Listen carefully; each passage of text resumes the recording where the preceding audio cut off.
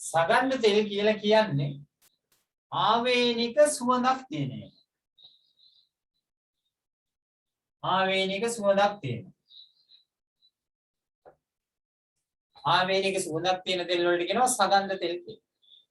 එතන මේවා ශාක තුලත් නිපද වෙන්න පුළුවන්, සත්තු තුලත් නිපද වෙන්න පුළුවන්. හැබැයි අපි කතා කරන්නේ ශාක තුල නිපද වෙන්න ද්විතීයික පරියුත්තය. එහෙනම් ශාක තුල නිපද වෙන ආවේනික සුවඳක් ඇති. ඒ වගේම තමයි මේගොල්ලෝ වාෂ්පශීලී. දැන් උදාහරණයක් විදිහට අපි බස් එකක හරි කෝච්චි එකක හරි නැගලා ඉඳෙද්දි කවුරු හරි කෙනෙක් දොඩම් ගෙඩියක් එලි ගහුවොත් එහෙම අපිට සුවඳක් එනවා. එහෙම නැත්නම් දොඩම්කාරයා කෝච්චියට හරි බස් එකකට නගිනකොට හරි අපිට දැනෙනවා දොඩම් සුවඳ. ඒ කියන්නේ ආවේනික සුවඳක් තියෙනවා. වාෂ්පශීලී. ඒ වාෂ්පශීලී ඉන්න තමයි දොඩම්කාරයා එන්නේ අපිට ඒ වාෂ්පය අපේ නහයට අවිලා දැනෙන්නේ. ඒ වගේම තමයි මේවා ජලයේ දිය වෙන්නේ නැහැ.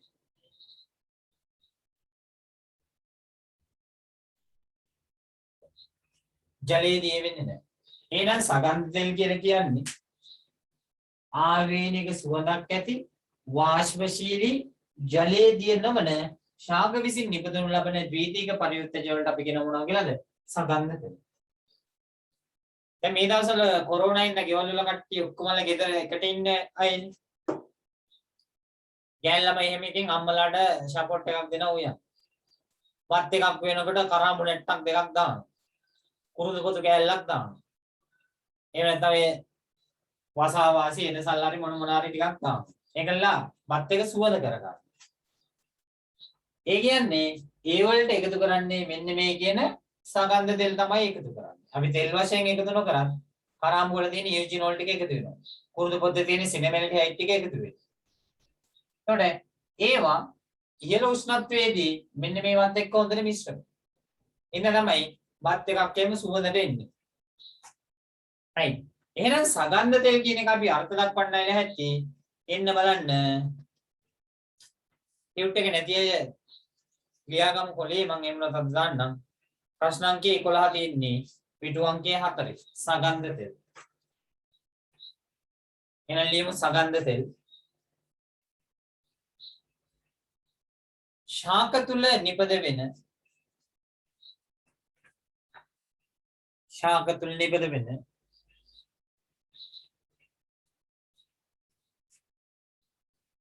ජලය සමග මිශ්‍ර නොවන ශාක තුල නිපද වෙන ජලය සමග මිශ්‍ර නොවන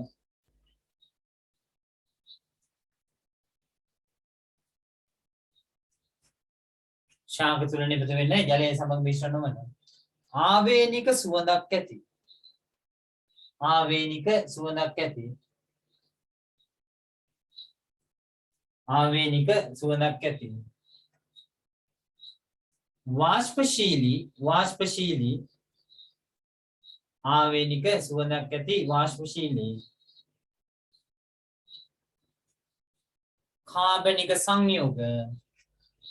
කාබනික සංයෝග සගන්ධ තෙල් ලෙස හැඳින්වේ. සගන්ධ තෙල් ලෙස හැඳින්වේ.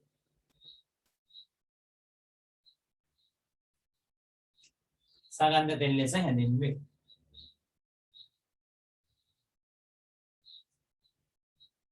right. එතකොට අපි ගත්තොත් මෙන්න මේ කියන සගන්ධ තෙල් අපිට වැදගත් වෙනවා ආහාර රස ගැනීම සඳහා. ආහාර සුවඳ ගැනීම සඳහා වැදගත් වෙනවා. දත් කැක්කුමක් කේමාව කරාඹු නැට්ටක් කේමාව බල ඖෂධයක් විදිහට භාවිතා කරනවා. ඊගාට සුවඳ විලවුන් නිෂ්පාදනයේ සඳහා භාවිතා කරනවා. ක්‍රුමීන් විකර්ෂණයේ සඳහා භාවිතා කරනවා.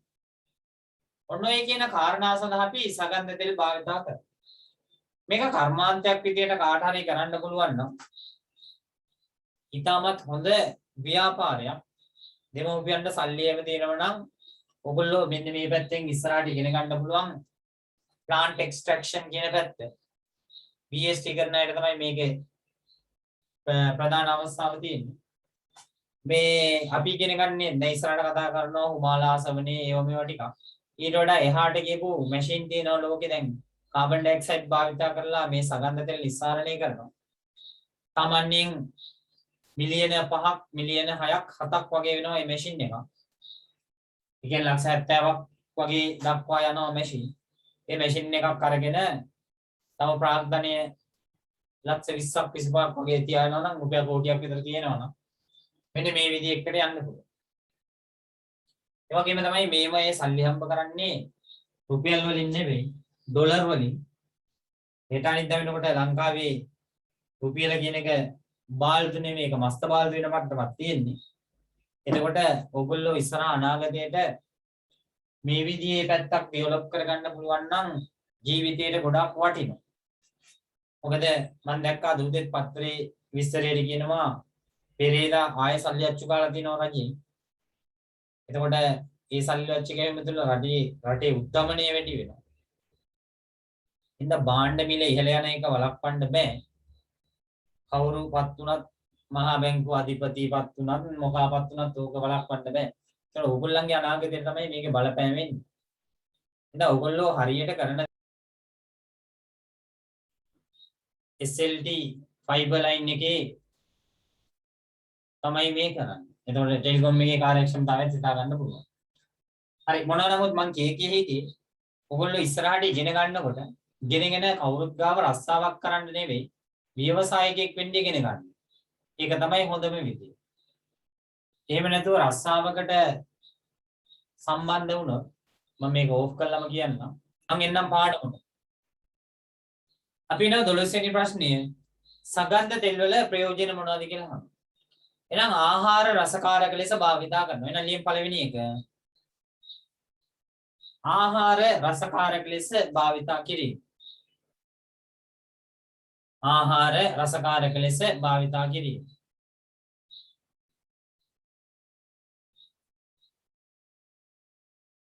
දෙවෙනි එක ආහාර සුවඳවත් කිරීම සඳහා භාවිතා කිරීම. ආහාර සුවඳවත් කිරීම සඳහා භාවිතා කිරීම.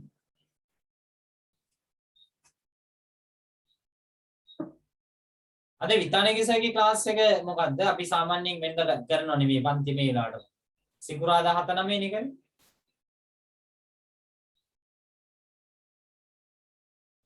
අයි 8ට ICT ක්ලාස් විතානකේසර් මට එහෙම ටයිම් ටේබල් එකක් දීලා නැහැ.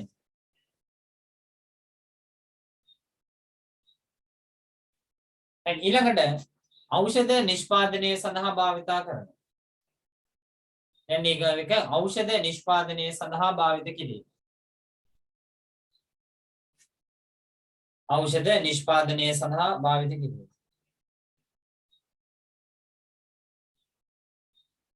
ඊළඟට සුවඳ විලවුන් නිෂ්පාදනය සඳහා භාවිත කිරීම. සුවඳ විලවුන් නිෂ්පාදනය සඳහා භාවිත කිරීම.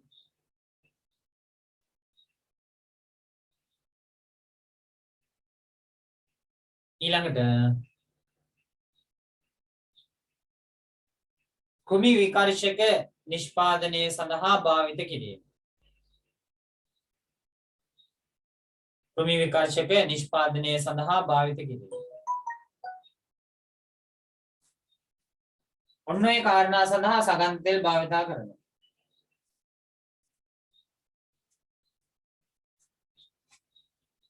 හරි. ඊළඟට තියෙන්නේ මෙතෙක් ඉගෙන ගත්ත කොටස් වලින් ප්‍රශ්න කොටසක් තියෙනවා.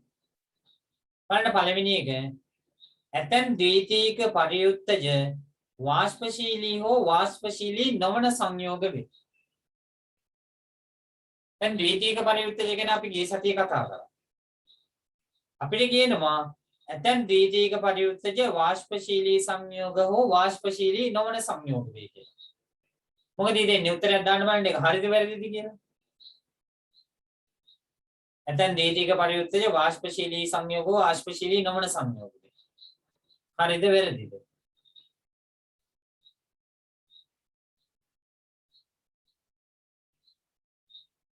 කටි ඉන්නව නේද මන්දි? හරි වැරද්දක් දාන්න තියෙනවා.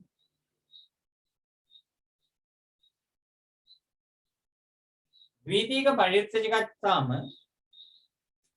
සගන්ධ තෙල් කියන්නේ වාෂ්පශීලී සංයෝග වෙන්නේ. හැබැයි වාෂ්පශීලී නොවන සංයෝගات ශාකවල ඕන තරම් තියෙනවා. ඒ ප්‍රකාශය අපිට ගන්න වෙන්නේ හරි ප්‍රකාශයක් විදියට. එහෙනම් ගන්න පළවෙනි එක හරි ප්‍රකාශය. පළවෙනි ප්‍රකාශය හරි. දෙවෙනි එක සගන්ධ තෙල් ශාක සඳහා ආවේනික රසයක් හෝ ගන්ධයක් ලබා දෙනවා. දැන් මේ කිව්වා විතරයි.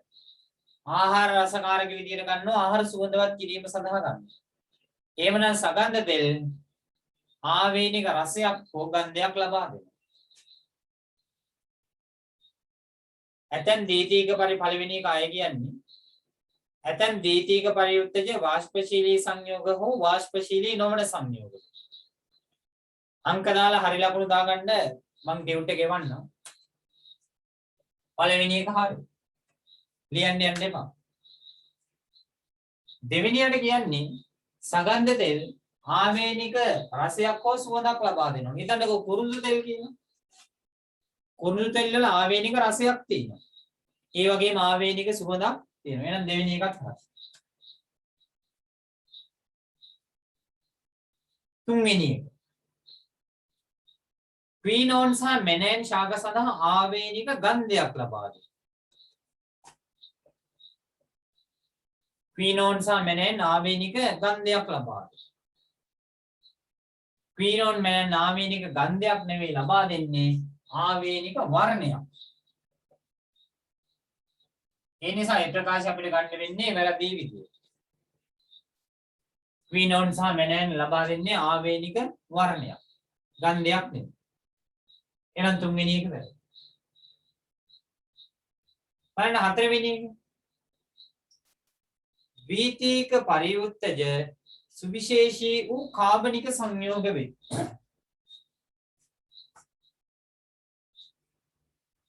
මම අද පාඩම පටන් ගත්තෙම ස්වභාව නිෂ්පාදන කිය. ස්වභාව නිෂ්පාදන කියන්නේ කාබනික සංයෝග. ඒ කාබනික සංයෝග දෙකට බෙදනවා ප්‍රාථමික පරියුත්තජ සහ ද්විතීක පරියුත්තජ විදිහට. ප්‍රාථමික පරියුත්තජ කියන්නේ සුවිශේෂී වූ කාබනික සංයෝග නෙමෙයි හැම ජීවියෙකු තුළම හැදෙන. හැබැයි ද්විතීක පරියුත්තජ කියන්නේ සුවිශේෂී වූ කාබනික සංයෝග. එහෙමනම් ද්විතීක පරියුත්තජ සුවිශේෂී වූ කාබනික සංයෝග වේ කියන ප්‍රකාශයේ හතරවෙනි එක හරියයි. ද්විතීක පරියුත්තජ කියන්නේ සුවිශේෂී වූ කාබනික සංයෝග. හරි. ඊළඟට ද්විතීක පරියුත්තජ බොහොමයක් ජීවියෙකුට නෑ බොහොමයක් ද්විතීක පරියුත්තජ බොහොමයක් යම් ජීවියෙකුට ආවේනික කෘත්‍යයක් ඉටු නොකරයි කියනවා. නෑ මේ ප්‍රකාශය වැරදි. යම් කිසි ජීවියෙකුගේ පරිණතවදීදී නිපද වෙන්නේ ද්විතීක පරියුත්තජ. එතකොට පරිණතවදීදී නිපද වෙන්නේ මේ ද්විතීක පරියුත්තජ ඒ ජීවියාගේ යම් කිසි සුවිශේෂී කාර්යයක් සඳහා තමයි දායක. එහෙනම් දායක නොවේ කියන එක වැරදි. කෘත්‍යයක් ඉටු නොකරයි කියන එක වැරදි. යම් කිසි ජීවියෙකුගේ වර්ධනය, විකසනය, ප්‍රජනනය සහ පැවැත්ම සහ අත්‍යවශ්‍ය වෙන කාබනික සංයෝග ප්‍රාථමික පරියුත්තජ සංයෝග. ජීවියෙකුගේ පරිණත අවධියේදී නිපද වෙන ප්‍රාථමික පරියුත්තජ වෙනස් වෙලා නිපද වෙන. ජීවියෙකුගේ සුවිශේෂී කාර්යයන් සඳහා හැඩගැසුණු කාබනික සංයෝග තමයි ද්විතීක පරියුත්තජ කියලා කියන්නේ. එහෙනම් පස්වෙනි ප්‍රකාශයේ අර්ථ දැක්වීමට අනුව වරදිනවා. මට තේරෙනවා මේ මොකක් හරි අවුලක් තියෙනවා මේ ඉන්ටර්නෙට් කනෙක්ෂන් is unstable කියලා වැටෙනවා. ඒ ද්විතීක පරියුත්තජ භූමියක් ප්‍රාථමික පරියුත්තජ විකරණයෙන් හට ගන්නවා. ද්විතීක පරියුත්තජ භූමියක් ප්‍රාථමික පරියුත්තජ විකරණයෙන් හට ගන්නවා වෙනස් වීමෙන්. අපි දන්නවා ඒක එක හරි. ද්විතීක පරියුත්තජ භූමියක් ප්‍රාථමික පරියුත්තජ වෙනස් වීමෙන් තමයි ඇති වෙන්නේ. අවසානයේක ද්විතීක පරියුත්තජ සීමිත ජීවී කාණ්ඩ තුල පමණක් නිපද වෙනවා.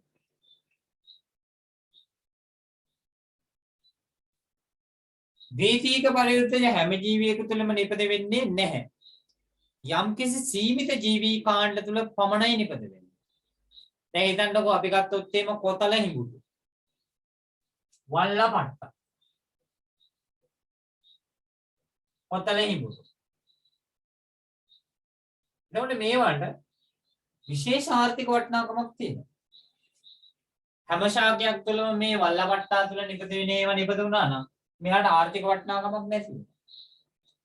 දියවැඩියාව සඳහා ගන්න ප්‍රබලම ඖෂධයක් තමයි කොතල හිඟුතු වල තියෙන්නේ. ඒක ඒ ශාකයට ආවේනිකයි. ඒ කියන්නේ ඒවා නිපද වෙන්නේ කොතල හිඟුතු වල විතරයි. කොස් ගස් වල දෙල් ගස් වල ඒ ඔය නිපද වෙන්නේ නැහැ. එහෙනම් ඒක ආවේනිකයි. එහෙනම් ඒ ප්‍රකාශය මොකද වෙන්නේ? නිවැරදි. ඒ ප්‍රකාශය නිවැරදි ප්‍රකාශයක්. එහෙනම් මෙන්න මේ කාරණා ටික මේ දක්වා පාඩමේ හොඳ අවබෝධයක් තියෙන්න ඕන. ප්‍රාථමික පරියුත්තජ ද්විතීක පරියුත්තජ උදාහරණ ඔන්න ඔය කතන්දර ටික තියෙනවා. ඊළඟට මම කියුවා මේ ද්විතීක පරියුත්තජ ගන්නවා ඖෂධ විදියට. අපි ගිය සතියේ කතා කරා. කොහොමද මේ ඖෂධයක් නිස්සාරණය කරන්නේ කියලා.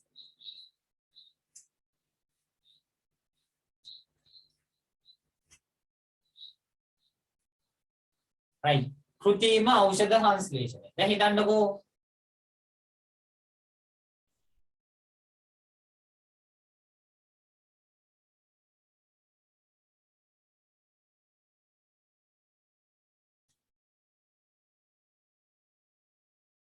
හරි අපි බලන්න හැකි වෙන්නේ කෘත්‍රිම ඖෂධ සංශ්ලේෂණය කර යුත්තේ ඇයි කියලා. ප්‍රශ්න අංකය 14. එහෙනම් කොරෝනා ඇවිල්ලායි තියෙන්නේ. එතකොට මේකට හරියනවා ස්වභාවික ඖෂධ කියලා හිතන්නකො. උනානේ යම්කිසි ශාක විශේෂ කීපයක් එකතු කරලා ස්වභාවික ඖෂධයක් නිට්ටාවටම සුව වෙනවා. හැබැයි දැන් බලන්න ලෝකේ පුරාම මේක වසංගතයක් විදියට පැතිරලායි තියෙන්නේ. මේ එනකොට ලක්ෂ 46ක් මැරිලා තියෙනවා. ඒතර ලෝකේ ඉන්න සියලුම ජනගහනය ගත්තාම මේ ස්වභාවික ශාක ටික සීමා වෙනවද? ඇති වෙනවද? ප්‍රමාණවත් වෙනවද? මේ ඖෂධ නිෂ්පාදනය සඳහා නැහැ. එතකොට කරන්නේ මේ ස්වභාවික ඖෂධේ රසායනික ව්‍යවය හොයාගන්න. මේ ස්වභාවික ඖෂධේ රසායනික ව්‍යවය හොයාගන්න. ඒ රසායනික ව්‍යවය හොයාගෙන මේ රසායනික ව්‍යවයට සමාන රසායනික ව්‍යවයක් කෘත්‍රිමව රසායනාගාර තුල නිපදවනවා. මේ ඖෂධයේ රසායනික ව්‍යවයට සමාන රසායනික ව්‍යවයක් සහිතව කෘත්‍රිමව ඖෂධයේ නිපදවන රසායනාගාරයක් තුල කෘත්‍රිමව අවශ්‍ය පමණින් නිපදවා ගන්න පුළුවන්. එහෙනම් මෙන්න මේ කෘත්‍රිම ඖෂධ සංශ්ලේෂණය සඳහා ප්‍රධානතම හේතුවක් වෙනවා මොකද්ද? ඉල්ලුමට සරිලන ප්‍රමාණයට ස්වභාවික ප්‍රභව නැත්තේ නැහැ. ඒක ප්‍රධානතම හේතුවක් වෙනවා. තව අතුරු කාරණා කීපයක් තියෙනවා. right එමු බලන්න ප්‍රශ්න අංකය 14. කෘත්‍රිමව ඖෂධ සංශ්ලේෂණය කළ යුත්තේ කෘත්‍රිම ඖෂධ සංශ්ලේෂණය කළ යුත්තේ. ඒකට පළවෙනිම කාරණාව තමයි මොකද්ද? බොහෝමයක් ශාක ප්‍රබල දුර්ලභයි. දුර්ලභයි ශාක ප්‍රබල. එහෙනම් ශාක දුර්ලභින්ද අවශ්‍යතාවයන්ට සපුරන ආකාරයට දී ගන්න බැරි වෙනවා. එහෙනම් පළවෙනි එක බොහෝමයක් ශාක ප්‍රබව බොහෝමයක් ශාක ප්‍රබව දුර්ලභ වීම.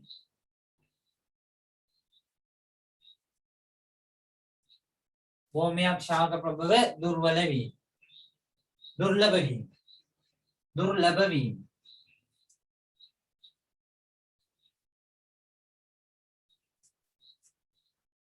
ශාක ප්‍රබව බොහෝමයක් දුර්ලභයි. ඒ වගේම තමයි අද ලෝකයේ තියෙන ඖෂධ අවශ්‍යතාවයට ස්වභාවික ප්‍රබෝධින් සපුරාලන්න බැහැ. එන නියම අංක 2 වත්මන් ඖෂධ අවශ්‍යතාවය. වත්මන් ඖෂධ අවශ්‍යතාවය. වත්මන් ඖෂධ අවශ්‍යතාවය. ස්වභාවික ප්‍රභව වලින් පමණක්. ස්වභාවික ප්‍රභව වලින් පමණක් වත්මන් ඖෂධ අවශ්‍යතාවය. ස්වභාවික ප්‍රභව වලින් පමණක්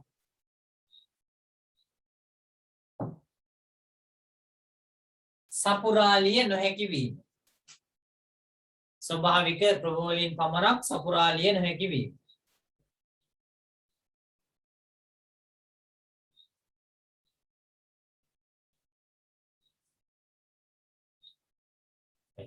ඊළඟට සමහරක් වෙලාවට අපි ගන්නේ ස්වභාවික ඖෂධ දැන් හිතන්නකෝ අපි මේ දවස්වල බොනෝනේ කොත්තමල්ලි. ඔය කසාය එකක් එම කෝප්පයක් විතර බොන්න.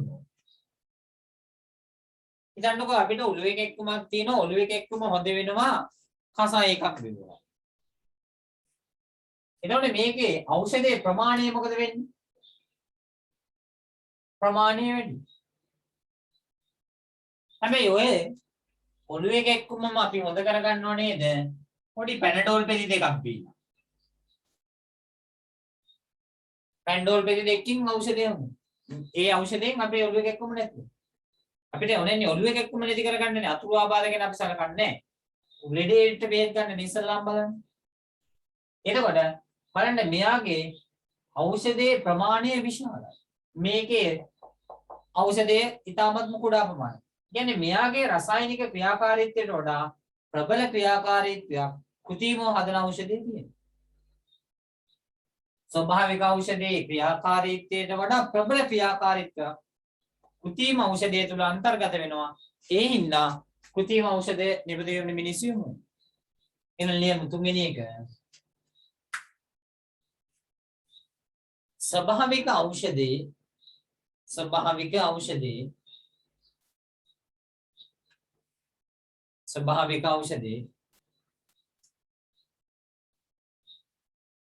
ක්‍රියාකාරීත්වයට වඩා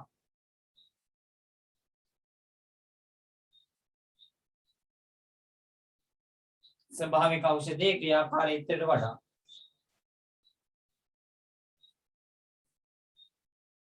වැඩි ක්‍රියාකාරීත්වයක් ඇතිවන ලෙස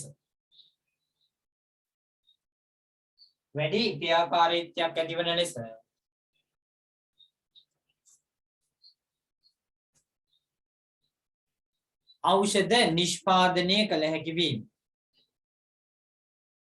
වැඩි ක්‍රියාකාරීත්වයක් ඇතිවන ලෙස ඖෂධ නිෂ්පාදනය කළ හැකි වීම.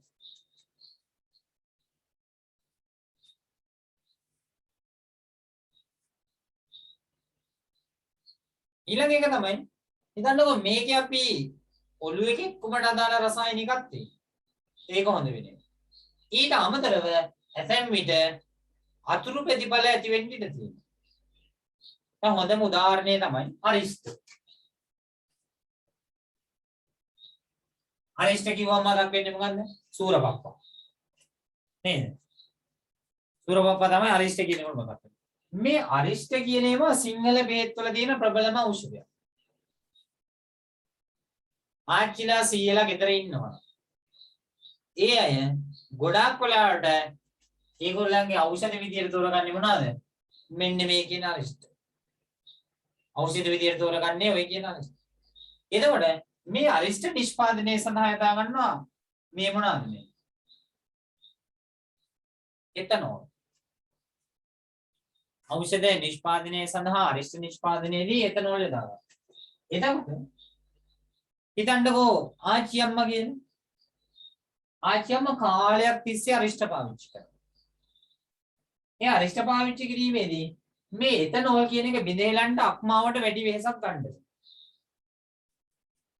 එතකොට අක්මාවට වර්ක් ලෝඩ් එක වැඩි වුණාම වයසත් එක්ක එයා ඉදිමෙනවා. ඒකට අපි ලෙඩේට කියනවා සයිරොයිසිස් කියලා.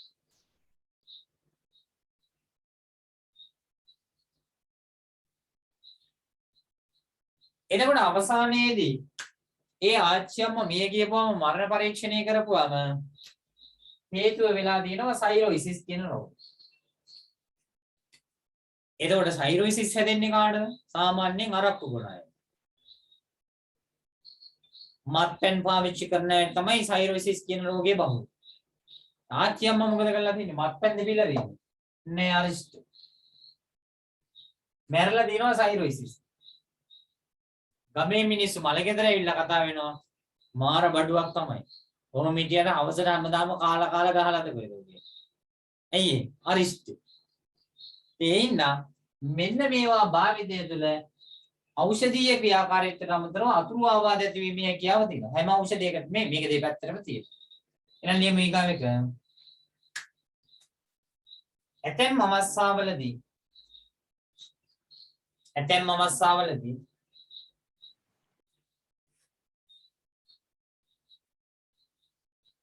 ශාක නිස්සාරකවල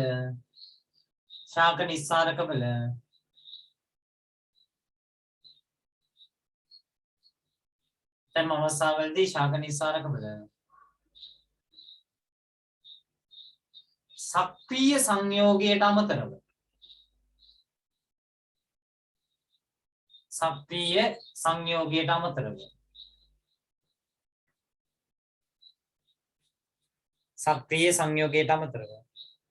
අතුරු බලපෑම් ඇති කරනු ලබන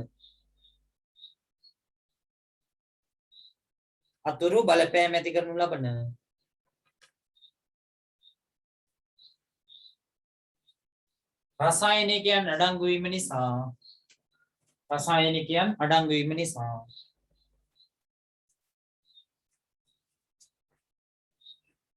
අතුරු ආබාධ ඇතිවීම.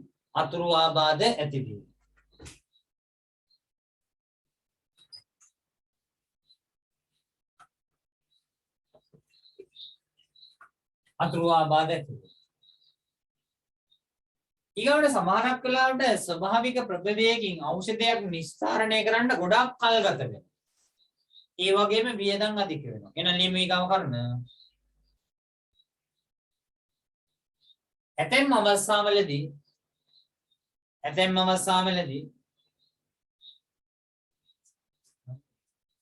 ඇතැම් අවස්ථාවලදී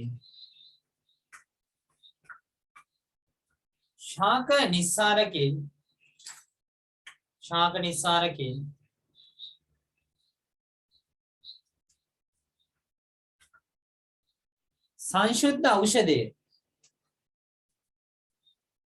සංශුද්ධ ඖෂධය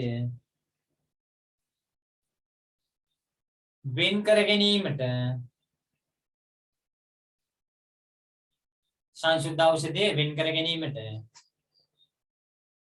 අපහසු වීම සහ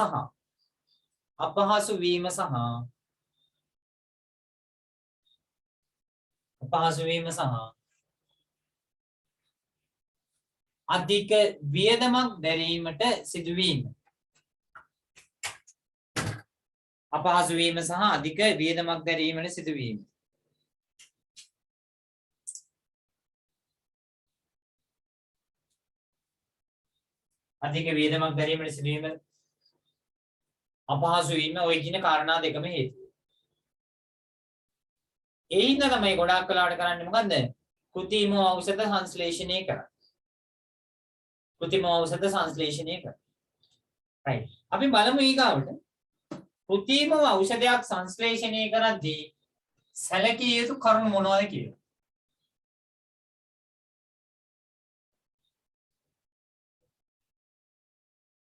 කෘත්‍රිම ඖෂධ සංශ්ලේෂණයේදී සැලකිය යුතු කරුණු මොනවද කියලා බලමු. දැන් අපි කොරෝනා වලට බෙහෙතක් හොයා ගන්නවා කියලා. ගොඩාක් වෙලාවට කරගෙන යන පරීක්ෂණේ ලැබෙන අතුරු ඵලයක් විදිහට තමයි ගොඩාක් වෙලාවට අහම්බෙන් තමයි ඒව නිපදෙන්නේ. යම්කිසි පරීක්ෂණයක් කරගෙන යද්දී ඒකේන අතුරු ප්‍රතිඵල වලින් තමයි ගොඩාක් වෙලාවට අවශ්‍ය දේ නිපදෙන්නේ. එහෙම තමයි ගොඩාක් සොයා ගැනීම අතීතයේ වෙලා තියෙන්නේ. දැන් අපි මොනාරි ශාක කොලයක් අරගෙන ඒක අඹරලා කොටලා මොනාරි දාලා අම්බලා මොනාරි කරලා බෙහෙතක් නිපදවනවා. එතකොට දැන් අපි ගත්තාම කොරෝනා ආශ්‍රිතව නිෂ්පාදනය කරලා තියෙනවා සුවදරණී කියන එක.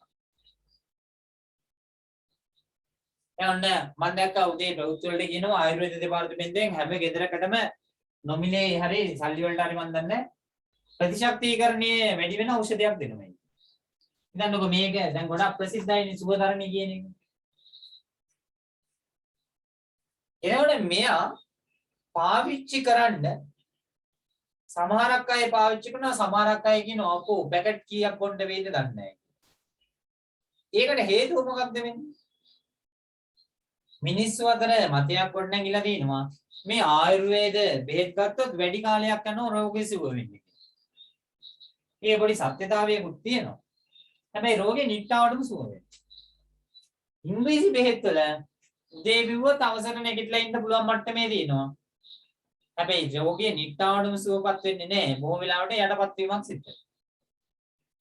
එහෙනම් මේ අපි මේ කතා කරන්නේ නිපදවන්නේ ඖෂධයක් නම්. ඒ ඖෂධේ මොකක්ද වැඩි වෙන්නේ? ඖෂධීය ගුණය වැඩි වෙනවා.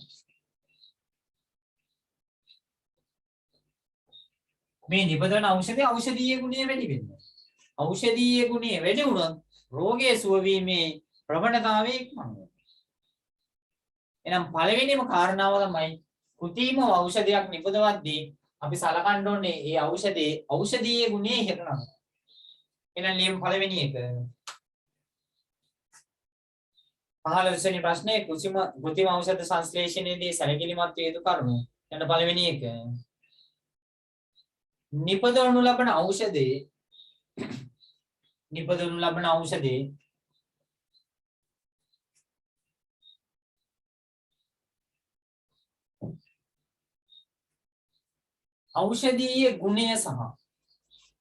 ඖෂධීය ගුණය සහ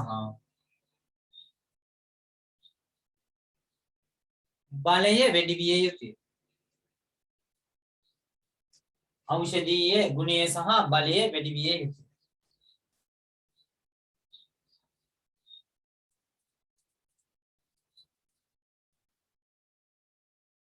ඖෂධීය ගුණය සහ බලය වැඩි විය යුතුය.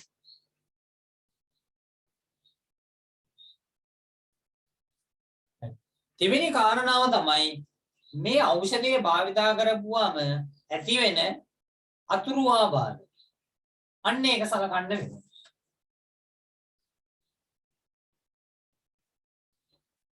දැන් අද බස්නාහිර පළාතේ ඉන්නත් කරන්න යනෝනේ අවුරුදු 20ට වඩා වැඩි අය. එතකොට ඒ අතරම සමාජ මාධ්‍ය තුල සංසරණය වෙනවා මේ ඉන්නත් ගැහිමෙන් අතුරු ආබාධ එන්න පුළුවන් කියලා. ඒකේ එක දැනක මම දැක්කා පත්තරේ වැඩසටහනක් කියනවා මේ මද සරුභාවයක් ඇති වෙන්න පුළුවන් කියලා. මේ කට්ටිය මත පළ කරනවා. එතකොට තරුණ අය මොකද වෙන්නේ? මේ ඖෂධය ගන්න බය වෙනවා. එතකොට අන්න ඔය කියන අතුරු ආබාධ. අපි දන්නේ ඒකේ සත්‍යතාවය ඇත්තද දන්නේ නැහැ, බොරුත් දන්නේ නැහැ. පරීක්ෂණ කළා හොඳයි කියලා දාහළු කරලා නැහැ, නැහැයි කියලා දාහළු කරලා නැහැ. අපි ඉතින් දොස්තරලාගෙන් දේ අහගෙන ඉතින් කරනවා. හරියටම මේකේ අතුරු ආබාධ ගැන තවම කොහෙවත් වාර්තා වෙලා නැහැනේ. මොකද එන්නත භාවිතා කරලා ටික කාලයක් කරනවා අතුරු ආබාධ. ඉතින් දැන් අපි වුණත් දැන් ඉන්ජෙක්ෂන් එක ගාගෙන මේ මාසේ 30 වෙනිදාටද පළවෙනිදාටද මාසේ සම්පූර්ණයි. ඒතර අතුරු ආබාධ එනවද නැද්ද කියලා හරියටම කියන්න. එතකොට අපි බලන්න ඕනේ ඖෂධයක් නිෂ්පාදනය කිරීමේදී මේ අතුරු ආබාධ එක්කෝ නැති වෙන්න ඕන. එහෙම නැත්නම් අවම මට්ටමක තියෙනවා. අතුරු ආබාධ නැති වෙන්න ඕනේ. එහෙම නැත්නම් අවම මට්ටමක තියෙනවා. එහෙනම් ලියමු අංක 2.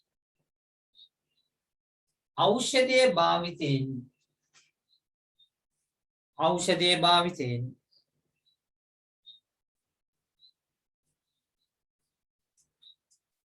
විය හැකි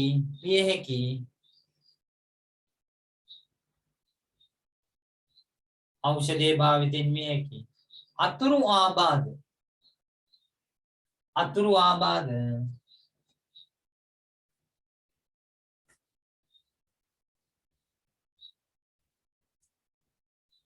අවම විය යුතුය. අවම විය යුතුය.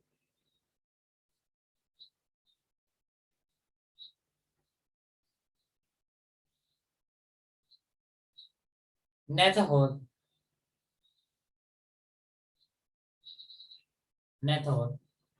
අතුරු ආබාධ නොමැති විය යුතුය. අතුරු ආබාධ නොමැති විය යුතුය. එක්ක අතුරු ආබාධ නැති වෙන්න ඕනේ. එහෙම නැත්නම් අතුරු ආබාධ අවම වෙන්න ඕනේ. ඊළඟට අපි හිතමු මෙන්න මේ ස්වභාවික ඖෂධයේ තියෙන රසායනික සංයෝගයේ ක්‍රියාකාරීත්වය. හිතන්න මොකක් හරි රසායනික සංයෝගයක් තියෙනවා කියලා මේ ආකාරයට. එතකොට මේ රසායනික සංයෝගයේ ක්‍රියාකාරීත්වයට සමාන වෙන්න ඕනේ ඖෂධය. මේ තියෙන ස්වභාවික සංයෝගයේ තියෙන රසායනික සංයෝගය. එතකොට අපි කෘත්‍රිම හදන එක මේකට සමාන වෙන්න ඕනේ. එහෙම නැත්නම් මොකද වෙන්නේ? වෙනත් ප්‍රශ්න බවට පත් වෙනවා. හැමතිස්සෙම ඖෂධයක් නිෂ්පාදනය වෙන්නේ ස්වභාවික ඖෂධයක් අනුසාරයෙන් තමයි නිෂ්පාදනය වෙන්නේ. ස්වභාවයේ හැදෙන දේවයන් වලින් 95%කට වඩා වැඩි ප්‍රමාණයක් විස සහිත බවින් අඩුයි. විස දේවල් තියෙනවා. දැන් මොනාරි එක්කලා නියඟලා ගෑවොත් ඒ මැරෙනවනේ. ඒකෙත් තියෙන රසායනික. නමුත් ස්වභාවික ඖෂධයක් කියන එක කාලාන්තරයක් තිස්සේ මිනිස්සු අතර භාවිතා වෙලා ඒකේ අතුරු ආබාධ ඔක්කොම අඳුනනවා. ඒකනේ නියඟලා කියන එක කන්නේ නැත්තේ. දන්නවා කෑවොත් මැරෙන විදිය. එතකොට ඒ පසුබිමත් එක්ක තමයි කෘත්‍රිම ඖෂධ නිෂ්පාදනය කරන්නේ.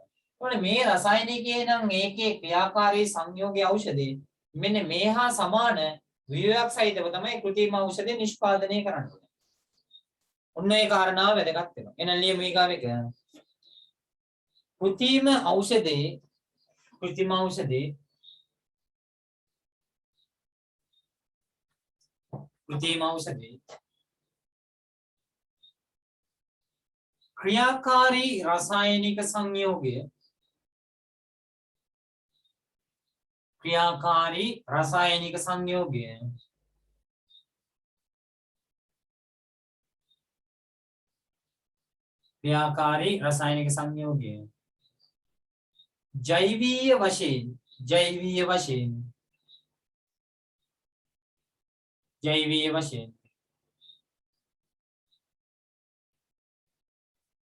ක්‍රියාකාරී රසායනික සංයෝගය ජෛවීය වශයෙන් ක්‍රියාකාරී රසායනික සංයෝගයේ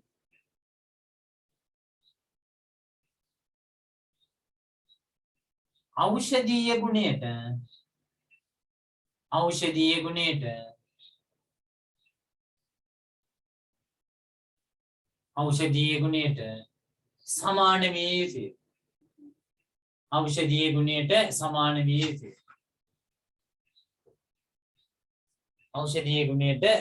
විය යුතුය.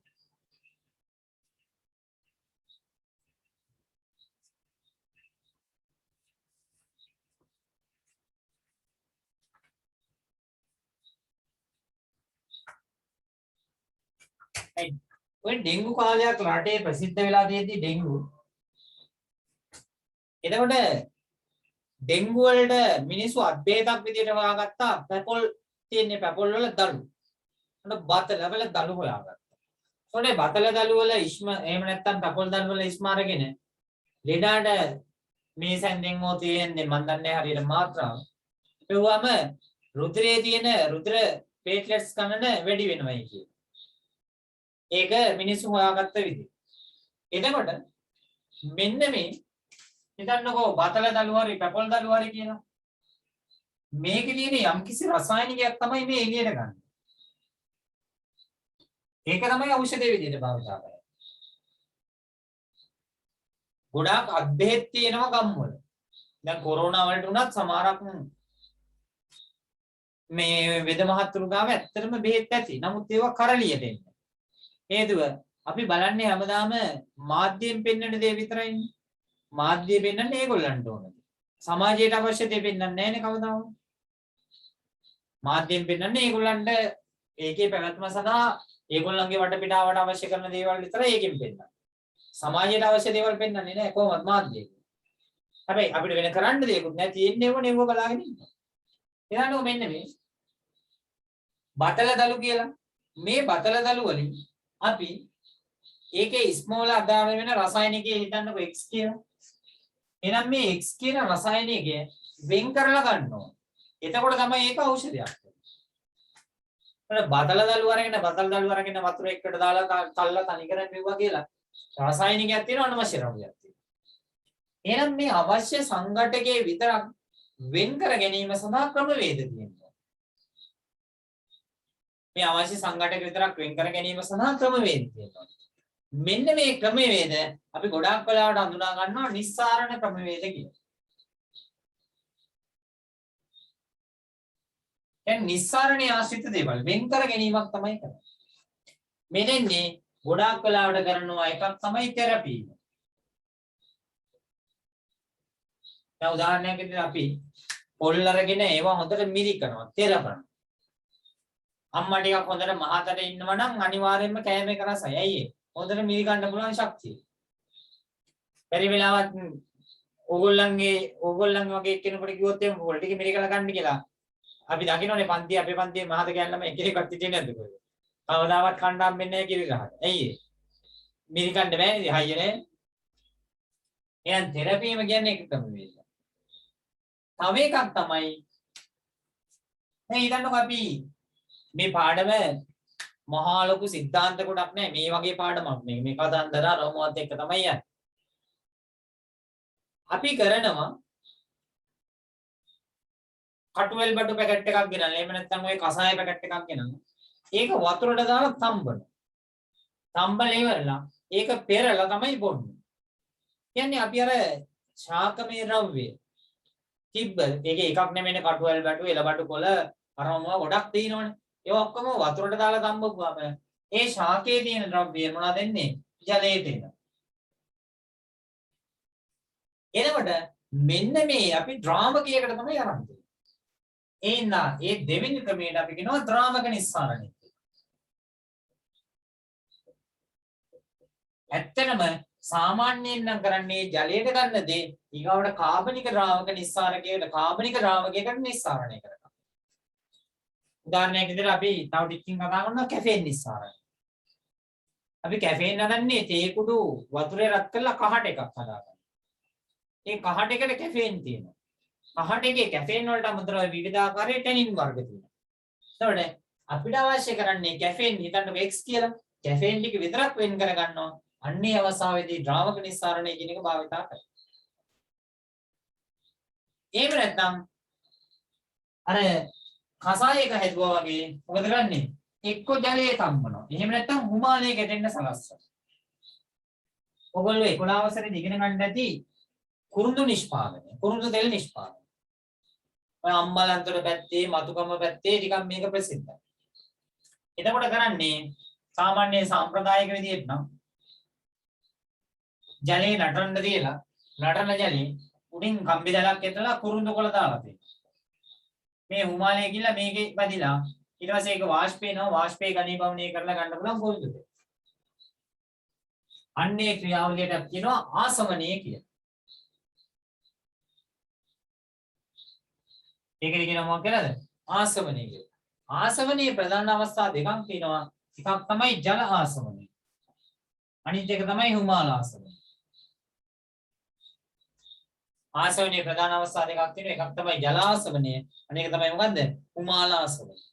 මෙන්න මේ ක්‍රියාවලිය භාවිතා කරනවා ස්වභාවික ප්‍රභවයකින් ඖෂධයක් වෙන් කර ගැනීම.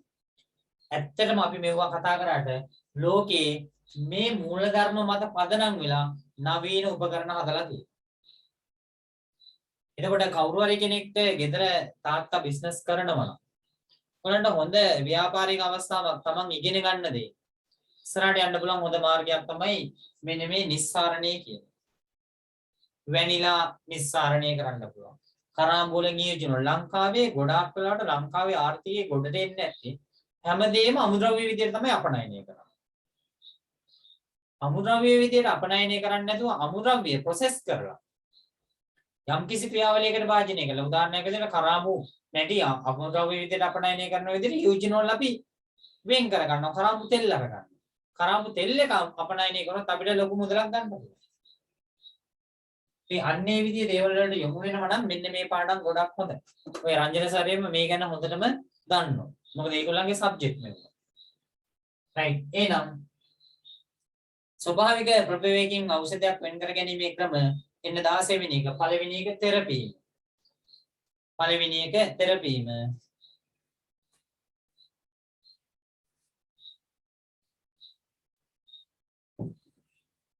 දෙවෙනි එක ද්‍රාවක නිස්සාරණය. ද්‍රාවක නිස්සාරණය. තුන්වෙනි එක ආසවණය. ආසවණය.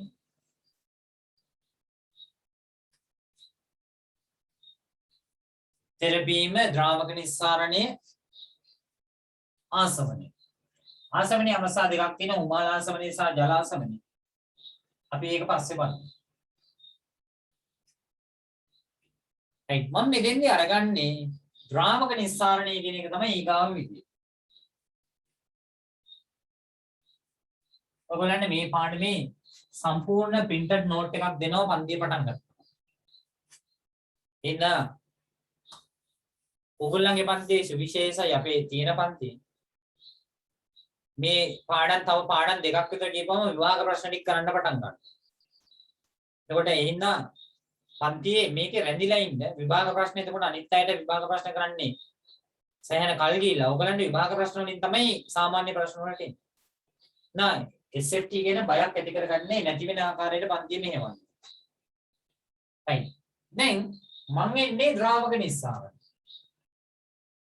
මම කියන්නම්කො මේම මම ගන්නවා තේකොළ. තේකොළ ගන්න. ඒ තේකොළ අරගෙන අපි සාමාන්‍යයෙන් තේ දළු වලින් green tea හදන්න යනවනම් ගන්න අර සිරේ කියලා කොටසක් තියෙනවා තේ දළු. ඊට අමතරව තනි ලපටි ගොඩයක් තියෙනවා. ඉච්චරයි ගන්න. මේක අරගෙන මොකද කරන්නේ මට මතකයි අපේ ආච්චි අම්මයි මිස්සර මේක හොඳ සුදු රෙද්දක දාලා වේලනවා. වේලනවා කියන්නේ සාමාන්‍ය පවනේ වේලන්නේ. මහ එන ගහන අපි වේලන්නේ. පවනේ වේලලා ඒ සුදු රෙද්ද මේ පොට්ටනියක් වගේ අරගෙන ලීයක් තියෙනවා. ඒ ලීය තියලා තව ලීයකින් හොඳට තලනවා. තලලා මේක කුඩා කැවිලි බවට පත් කරගන්නවා. ඊට පස්සේ ඒක පොඩි රෙදි කෑල්ලක අර තේ කොට්ට වගේ එක දාලා පැහැෙන උණු වතුර එකට දාලා තියෙනවා මේ විදිහට. ඊපස්සේ මේකේ තියෙන සාරය ඔක්කොම මේකට එනවා. ගොඩාක් වෙලාවට ඒගොල්ලෝ තේ බොණ්ඩ ගන්නේ ඔයගොල්ලෝ දන්නේ නැතුවදී මේ දකුණේ ක්‍රම මම මේ කියන්නේ. පීරිසියක්. කාගේයි අම්මලා තාත්තලා දකුණේ සම්භවයක් තියෙනවා නම් දන්නවා. මේ තේ එකයි පීරිසියයි ඊගාට ගන්නවා දෙහි කොළයක්. දෙහි කොළයක් තමයි ගන්න. ඒ බොන්නේ තේ එක බොයිලා අර දෙහි කොළෙන් පැණි චුට්ටක් කට් කරනවා. එතකොට මේවා ඔක්කොම ඖෂධ. ඒ නිසා ඒ මිනිසුන්ගේ ආයු කාලය ගොඩක් වැඩි. අපේ සීයාගේ අම්මා, ඒ කියන්නේ අම්මගේ තාත්තගේ අම්මා. අවුරුදු 103ක් ඉඳලා තමයි මැරුණේ. එයා මැරෙන දවසේ උදේ ළිඳට ගිහිල්ලා ළිඳෙන් වතුර ඇදලා නාලා ඔක්කොම කරලා හවස 6යි 10ට මැරුණා. එන්නේ දැන් ඉන්නේ අපි මැරෙන්න ගියාම මොකද වෙන්නේ? ලේට ඇඳේ ඉන්න මාස 7-8. තමන්ගේ දෙයක්වත් කරගන්න බැහැ. අර ආච්චි අම්මා අපේ රෙදි හොදලා රෙදි වේලෙන්න දාලා ඔක්කොම කරලා හවස ආන්සි වෙලා ඉඳිද්දී එහෙමම මැරුණා. ඒ කියන්නේ ඒ තරම් මේ මිනිස්සු ශක්තිමත්. ඇයි? තනිකරම ජීවත් වෙන්නේ මොනවත් එක්ක? ස්වභාවික ද්‍රව්‍යات එක්ක. ලෝකයේ දැනට එකම එක රටයි ස්වභාවික ද්‍රව්‍යات එක්ක ජීවත් වෙන්නේ. ඒක තමයි ෆින්ලන්තය. ෆින්ලන්තය තමයි ලෝකයේ ජීවත් වෙන්න සුදුසුම රට කියලා හැමදාම දර්ශකයේ එළින්ම තියෙනවා. හැබැයි ඊට වඩා හොඳ ස්වභාවදාමක් අපේ තියෙනවා. අපි මොකද කරන්නේ? මේ දේශපාලඥයන් ඔලොමුට්ටලියපත් කරගෙන ඒවා විනාශ කරගන්නවා. දැන් පන්ති පටන් ගත්තාම අපි අනිවාර්යයෙන්ම දවසට විනාඩි 5-10ක්වත් ඔය රට ඉස්සරහට යන්න ඕනේ විදිය ඕගොල්ලන්ම කියනවා. නැත්නම් ඕගොල්ලන්ටත් වෙන්නේ මේ අපි වගේ ජීවත් වෙන්න මාර ගේමක් දෙන්න බෑ. එහෙනම් ඕගොල්ලෝ නිවැරදි තීන්දුව తీරන ගන්න ඕනේ. හරි. එතන දේශපාලනේ ඉන්නේ. දැන් බලන්න මෙතෙන්දි මේ තේ කොළේ. මේ තේ කොළේ අරගෙන කුඩු කරලා ඒක තිබ්බ ද්‍රව්‍ය ගත්තා මෙන්න මේ නිසා. මොකන්ද මේකේ තියෙන ජලය? ඒක කෙලින්ම පානයක් විදිහට භාවිත කරනවා. මෙතනින් එහාට ගිහිල්ලා මේක කාර්මිකව මේකේ තේ කොළේ තියෙනවා හිතන්නකො XYZ කියලා සංයෝග තුනක්. මේ සංයෝග තුنين අපිට වැදගත් වෙන එක තමයි y. එහෙනම් මේකේ තුල XYZ කියන තුනම තියෙනවා. මේ ජලයේ තුල. දැන් අපි වෙනත් ද්‍රාවකයක් භාවිතා කරලා මේකට ගන්නවා අවශ්‍ය ද්‍රාවකයේ අවශ්‍ය සංඝටකයේ y විතර. මෙන්න මේක තමයි සරලවම කිව්වොත් ද්‍රාවක නිස්සාරණයේදී සිද්ධ වෙන්නේ. එතකොට අනවශ්‍ය සංඝටක ටික තියලා අවශ්‍ය සංඝටකයේ විතරක් නිස්සාරණය කරගන්නවා. මින් කරලා ගන්න. මේ සඳහා භාවිතා කරන්න වෙනවා අනිවාර්යයෙන්ම කාබනික ද්‍රාවකය. මේ සඳහා භාවිතා කරන්න වෙන මොනවාද? කාබනික ද්‍රාවක. උදාහරණයක් විදිහට කැෆීන් නිස්සාරණයේදී කාබනික ද්‍රාවකයේ විදිහට භාවිතා කරනවා CH2Cl2 ඩයික්ලෝරෝමීථේන් කියන සංයෝගය. මේක තමයි භාවිතා කරන්නේ. ප්‍රැක්ටිකල් එක තියෙනවා. ප්‍රැක්ටිකල් එක මම පෙන්නන්නම්. මේ ඉන්ටර්නෙට් කතන්දරෙත් එක්ක මේ මොන වගේ තත්ත්වයක් උදා වෙයිද දන්නේ. ඩයික්ලෝරෝමීථේන් තමයි භාවිතා කරන්නේ. මෙන්න මේක තමයි අපි දැන් කතා කරන්න ලෑත් වෙන්නේ. මොකද්ද? ද්‍රාවක නිස්සාරණය. එහෙනම් මම දැන් ඔයගලන්ට පොඩි ස්කෙච් එකක් දාලා අදහසක් දුන්නා. ද්‍රාවක නිස්සාරණය කියන්නේ මොකක්ද? මොනාරි සාකමේ සංඝටකයක් තියෙන එකක් යම් කිසි ද්‍රාවකයකට අරගෙන ඒ ද්‍රාවකයෙන් අවශ්‍ය දේ විතරක් වෙන් කරලා ගන්නවා කාබනික ද්‍රාවකයක් භාවිතා කරනවා. ඔන්න ඕක තමයි කෙටියෙන්ම කිව්වොත් කියන්නේ මොකද්ද? ද්‍රාවක නිස්සාරණය ඉංග්‍රීසියෙන් කියනවා අපි solvent extraction කියලා. right. එන්න බලන්න. ද්‍රාවක නිස්සාරණය යනු කුමක්ද? එහිදී භාවිතා වන මූල ධර්මයේ කුමක්ද කියලා යනවා. right. එහෙනම් ලියමු අපි ද්‍රාවක නිස්සාරණය කියන තැන.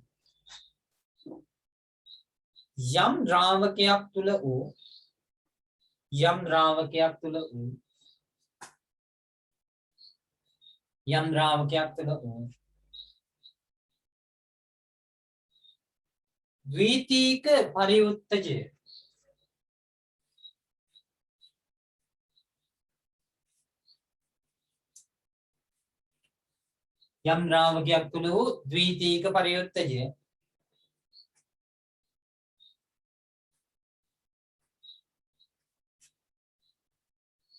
යම් ශාකයක් තුල ද්විතීක පරිඋත්තජය වෙනත් ද්‍රාවණයක් හෝ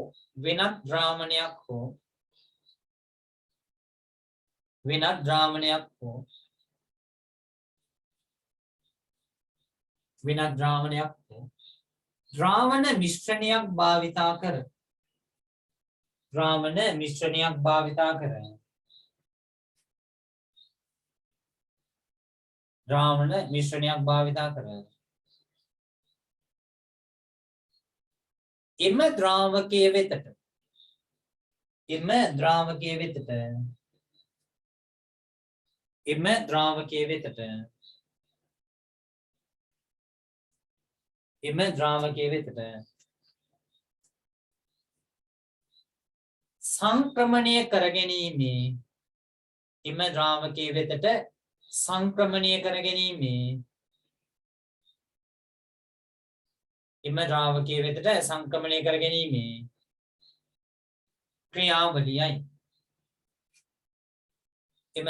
වෙතට සංක්‍රමණය කර ගැනීමේ ක්‍රියාවලියයි.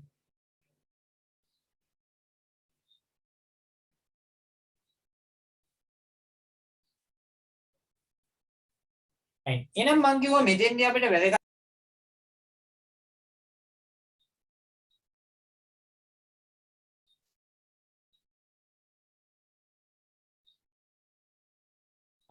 එතකොට මම මෙතෙන්දී කිව්වා අපිට වැදගත් වෙනවා කියලා කාබනික ද්‍රාවකයක්. වැදගත්. එහෙනම් මොනවාද මේ බහුලවම භාවිතා වන ද්‍රාවක වෙන්නේ? මෙන්න මේ ටිකේ නම් ටික පොඩ්ඩක් ලියාගමු. බහුලවම භාවිතා වන ද්‍රාවක මොනවද කියලා. පළවෙනි එක තමයි ඇසිටික් අම්ලය. විනාගිරි කියලා ගත්තත් හරි. පොඩක් පොඩි වෙන ලියන්න උතන දීලා දෙන්නේ ඉද ප්‍රමාණය මදි වෙයි. ඇසිටික් අම්ල. බහුලවම භාවිතා වෙන ද්‍රාවකයක්. ඊළඟට භාවිතා කරනවා ජලය. එතනෝල්.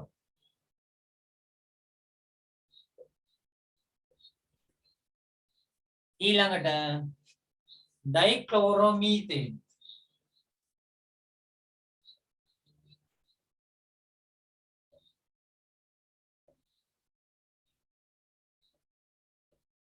ඩයික්ලෝරෝමීතේන්. ඊළඟට තොලුවින්. තොලුවින්.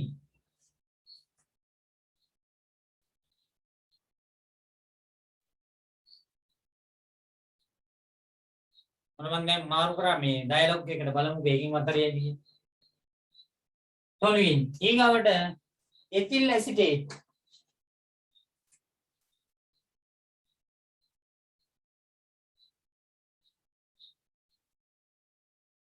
Ethyl acetate. ඊළඟට ක්ලෝරෝෆෝම්.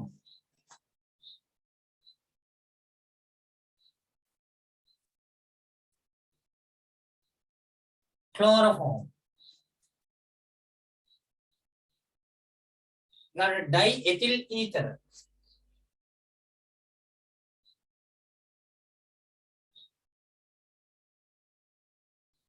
ඩයි එතිල් ඊතර. ඊගාවට කාබන් ටෙට්‍රාක්ලෝරයිඩ්.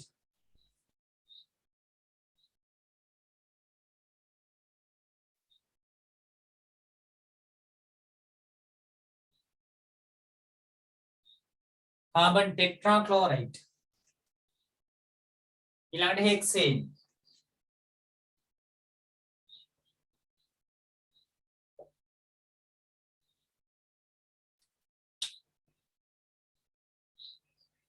මෙන්න මේ කියන ද්‍රාවක භාවිතා කරනවා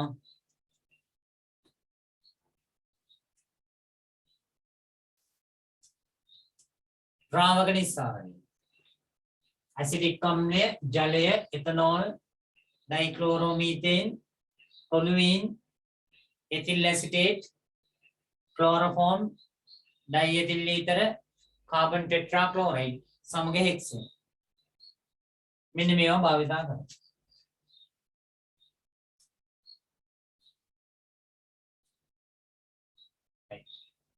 එතකොට මේ ද්‍රාවකවල තියෙනවා ද්‍රවීයතාවයක් කියනවා.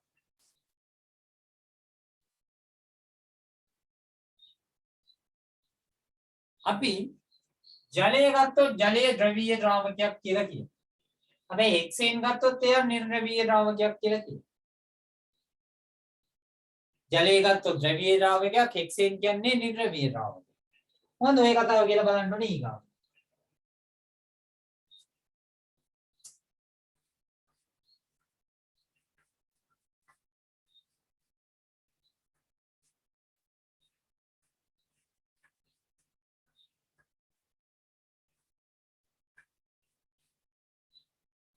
අපි ගත්තොත් එහෙම ජලය.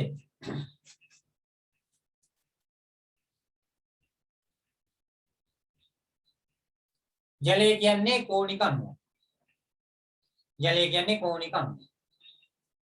එතකොට යම්කිසි මූලද්‍රව්‍යයකට තියෙනවා විද්‍යුත් ඍණතාවය.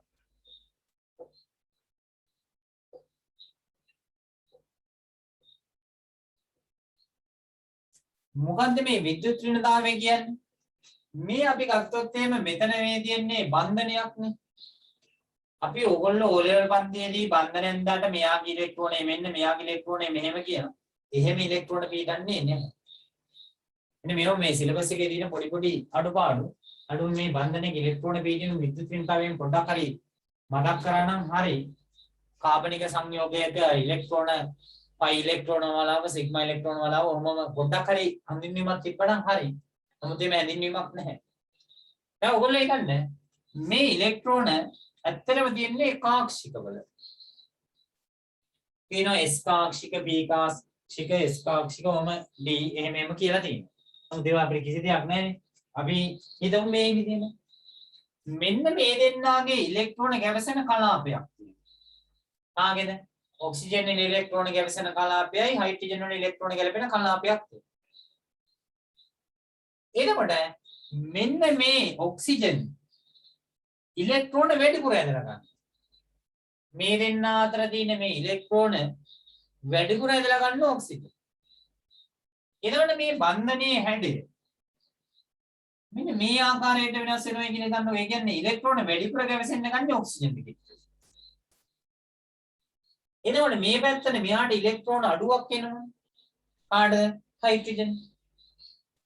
එයාට ඉලෙක්ට්‍රෝන අඩුවක් එන ඉන්න ඉලෙක්ට්‍රෝන ඌණේ වීමක්. අපි එයාට කියනවා ධන ස්වභාවයක් එනවා කියලා. ඩෙල්ටා ධන කියන්නේ ඉතා කුඩා ධන ආරෝපණ ස්වභාවයක්. මෙයා ඉලෙක්ට්‍රෝන ටික අදින ඔය පැත්තට එන්න එයාට ඉලෙක්ට්‍රෝන කියන්නේ ඍණ. එයාට ඩෙල්ටා ඍණ ස්වභාවයක්. ඒ ඉලෙක්ට්‍රෝන ක්ලවුඩ් එකේ නැත්නම් ඉලෙක්ට්‍රෝන වලාවේ තියෙන ඉලෙක්ට්‍රෝන වැඩිපුර ගැවසෙන්න පටන් ගන්න කවුරුවටද?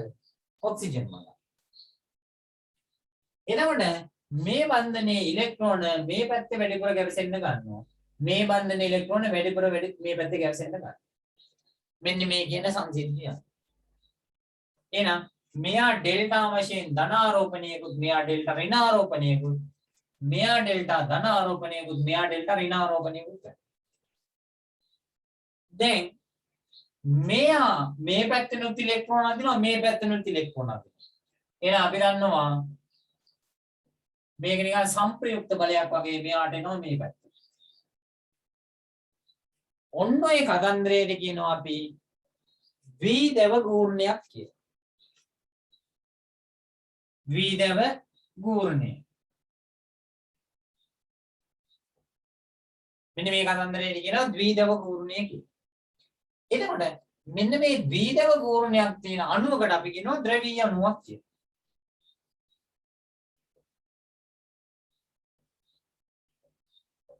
ඒ අණුව ගත්තාම ජලය කියන්නේ ද්‍රවීය අණුව. එතකොට මේ ද්‍රවීයතාවයේ වැඩි අණු තියෙනවා ද්‍රවීයතාවයේ අඩු අණු තියෙනවා. කොහොමම ඇවිල්ලා අපි ගන්නවා හෙක්සේන් කියන එක. මේ දෙන්නේ හෙක්සේන්. මේ හැම එකටම හයිඩ්‍රජන් දෙකයි. මේ දෙන්නේ හැමතැනම කාබන්.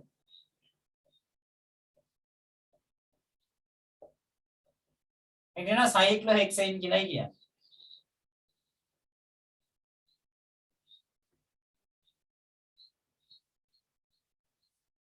එතකොට මෙන්න මෙයා සලකපුවා හැම පැත්තම සමමිතිකයිනේ අන්නු.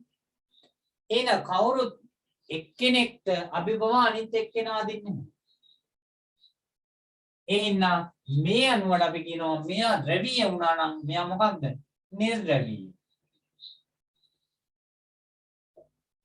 එයා නිර්ද්‍රවීය අණුව. එහෙනම් මෙන්න ද්‍රවීය අණුවක් මෙන්න නිර්ද්‍රවීය අණුවක්. ජලය කියන්නේ ද්‍රාවණය. මේ අද්‍රාවණයක්. එහෙනම් මෙන්න මේ ද්‍රවීය අණු වලින් සමන්විත ද්‍රාවණයකට කියනවා අපි ද්‍රවීය ද්‍රාවණයක් කියලා. ජලීය ද්‍රවීය. ඇසිටික් අම්ලය ජලීයයි. එතනෝල් ජලීය. මේ ද්‍රවීය. එහෙනම් ද්‍රවීය ද්‍රාවණ තියෙනවා ඊට අමතරව නිර්ද්‍රවීය ද්‍රාවණ තියෙනවා. මෙන්න මේ දෙක අතර ඇසිටික් අම්ලයම ගත්තාම වඩා ද්‍රවීය. ඇසිටික් අම්ලය වඩා ද්‍රවීය. හෙක්සේන් වගේ එකක් ගත්තාම නිර්ද්‍රවීය. කාබන් ටෙට්‍රාක්ලෝරයිඩ් ගත්තාම නිර්ද්‍රවීය. එතකොට අපි මේක පෙළගැස්සුවොත් එimhe ඇසිටික් අම්ලය, ජලය, එතනෝල් මෙන්න මේවා ගොඩාක් ද්‍රවීය. එන්න ඒවා ද්‍රවීය ද්‍රාවක. මේ අපි ගත්තොත් එimhe CCl4, carbon tetrachloride, hexane,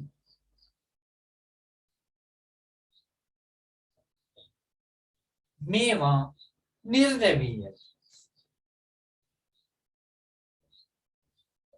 මේවා ද්‍රවීය. එතකොට මෙන්න මේ අතරමැදි කියනවා තව ද්‍රවණ ටිකක් ඒවා අපි ගන්නවා මධ්‍යම ද්‍රවීයයි කියලා. එහෙනම් ද්‍රවීයතාවය උපරිමයටමත් නැහැ අවමයටමත් නැහැ. මධ්‍යම ද්‍රවීය සංයෝගය. එහෙනම් ඔන්න ඔතෙන් තමයි මම ඇවිල්ලා තින්නේ 19 පහත අවස්ථා සඳහා උදාහරණ සපයන්නේ. මොනවාද? ද්‍රවීය සංයෝග, මධ්‍යම ද්‍රවීය සංයෝග සහ නිර්ද්‍රවීය සංයෝග. එහෙනම් ලියමු ද්‍රවීය සංයෝග. ඇසිටික් අම්ලය,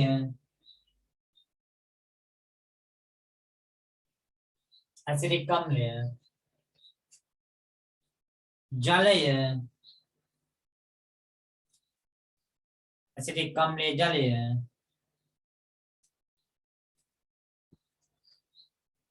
එතනෝල්, එතනෝල්,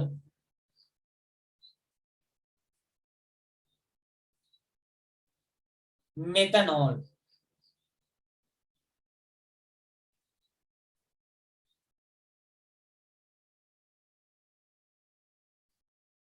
එන්න මධ්‍යම ද්‍රවීය සංයෝග.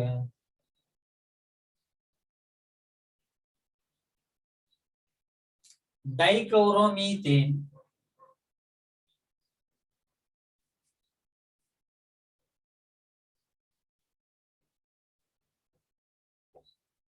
ඩයික්ලෝරෝමීතේන්, ක්ලෝරෝෆෝම්,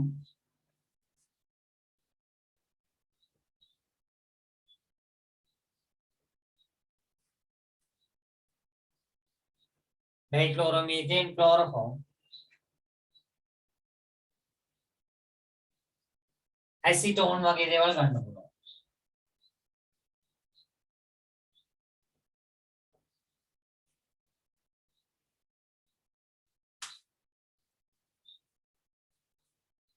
ඊළඟට එන්නේ නම් නිර්ද්‍රවීය සංයෝග. Carbon tetrachloride, carbon ටෙට්‍රාක්ලෝරයිඩ්,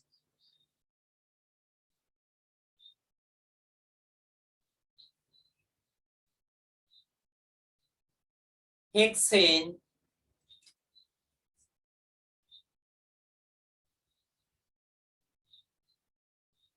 බෙන්සීන්.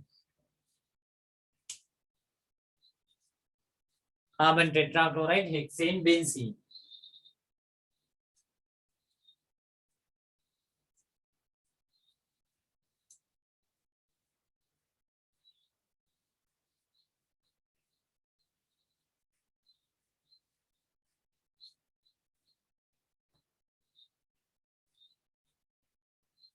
right. ද්‍රාවක නිස්සාරණේ පියවරයන් ටික දක්වන්න කියලා කියනවා. දැන් මම මෙහෙට කියන්නම් මේකේ වෙන්නේ මොකක්ද කියලා. අපි තේ ගොල ගත්තොත් එහෙම තේ දළු අරගෙන ඊට පස්සේ ඒකේ මොකද කරන්නේ? දූවිලි ටික කියන්නේ ජලයෙන් හොදනවා. ඊට පස්සේ ඒක මොකද කරන්නේ? මද පමණේ වේලා ගන්න. ඊට පස්සේ ඒක කුඩා කොටස් බවට පත් කරනවා. එහෙනම් අපි ඒක ලියන ගමන් මේ මුලියම පළවෙනි පියවර ශාකමය ප්‍රභවය,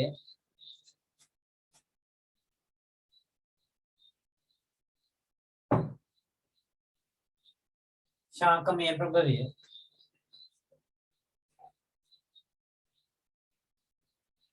පිරිසිදු ජලයෙන් සෝදා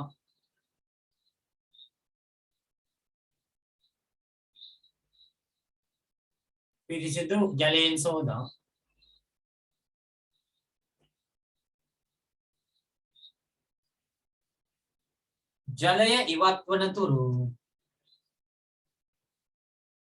ජලය ඉවත් වන තුරු වාතයේ වියලා ගැනීම. ජලය ඉවත් වන තුරු වාතයේ වියලා ගැනීම.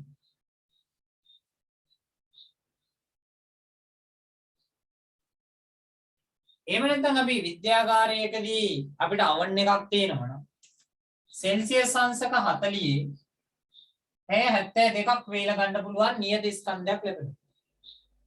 එහෙම නැත්නම් වරන් විදලා ගන්න. අවන් එකක් තුල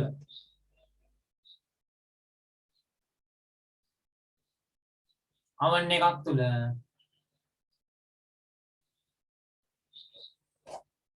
සෙල්සියස් 40 උෂ්ණත්වයේ අවන් එකක් තුල සෙල්සියස් 40 උෂ්ණත්වයේ පැය 72ක්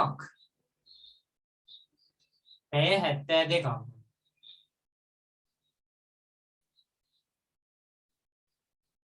නියත ස්කන්ධයක් ලැබෙන තුරු නියත ස්කන්ධයක් ලැබෙන තුරු රත් කරනු ලැබේ. නියත ස්කන්ධයක් ලැබෙන තුරු රත් කරනු ලැබේ. ඔන්න දැන් මේක ගත්තා. නාපෝ වැටෙනවා ඉන්ටර්නෙට් කනෙක්ෂන් is unstable කියලා.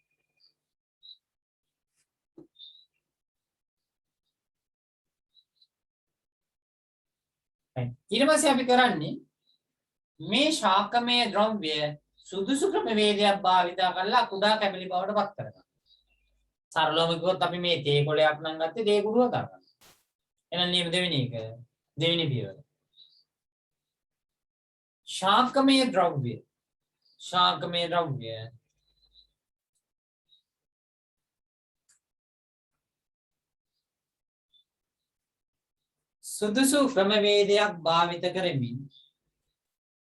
සුදුසු ක්‍රමවේදයක් භාවිත කරමින් ශාකමය ද්‍රව්‍ය සුදුසු ක්‍රමවේදයක් භාවිත කරමින්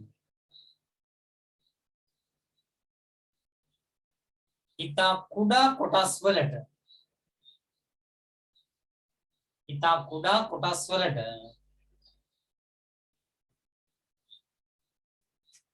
කැබලි කිරීම. ඉතා කුඩා කොටස් වලට කැබලි කිරීම.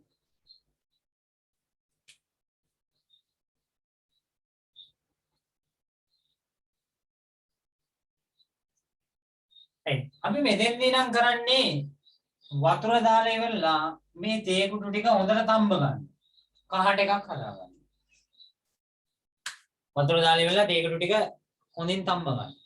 ඒක සඳහා ගන්න පුළුවන් එක්ක ජලය වගේ අකාබනික ද්‍රාවකයක්. එහෙම නැත්නම් මොනවා හරි කාබනික ද්‍රාවකයක් ගන්නත්. කාබනික ද්‍රාවකයක් වගේ එකක් අරන් ඉහළ උෂ්ණත්වයට රත් කරන්න ගියොත් කාබනික ද්‍රාවකයේ වාෂ්ප වීමේ සම්භාවිතාවයක් තියෙනවා. ඒ ගැන පොඩ්ඩක් සැලකිලිමත් වෙන්න. දැන් ලියමංක 3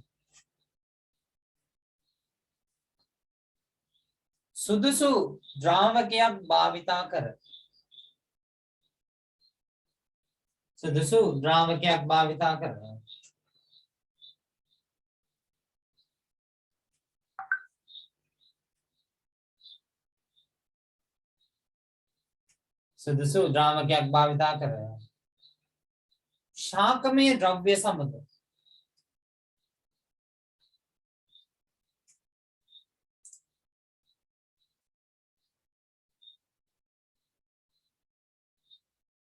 ශාකමය ද්‍රව්‍ය සමග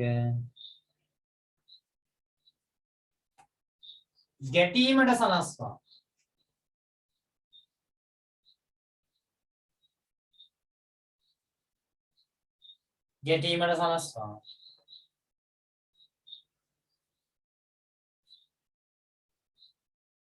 ඒ තුළ වූ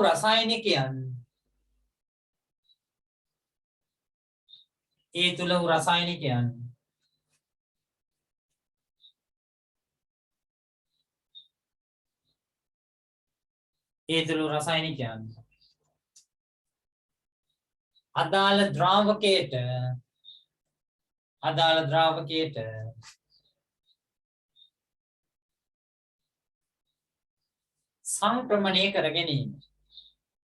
අදාළ ද්‍රාවකයට සංක්‍රමණය කර ගැනීම.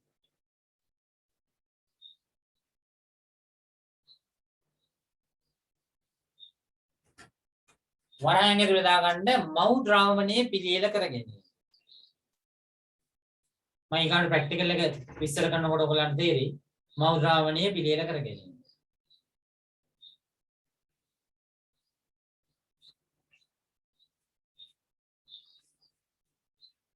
ඊට පස්සේ කරන්නේ හිතන්නකො මේ තියෙන්නේ කහට එක කියලා.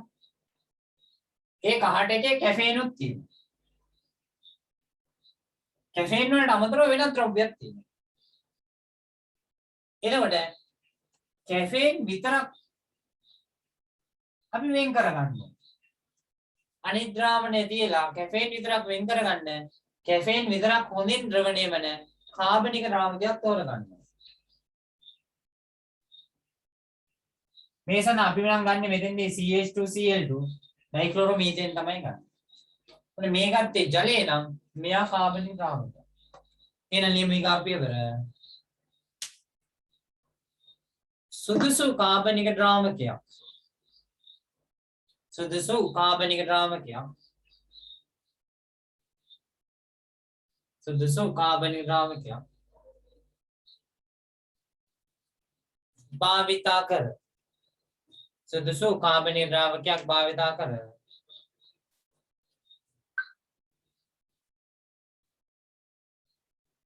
අවශ්‍ය රසායනිකයේ පමණක්. අවශ්‍ය රසායනිකයේ පමණක්. අවශ්‍ය රසායනිකයේ පමණක්. එම කාබනික ද්‍රාවකයේ වෙතට. එම කාබනික ද්‍රාවකයේ වෙතට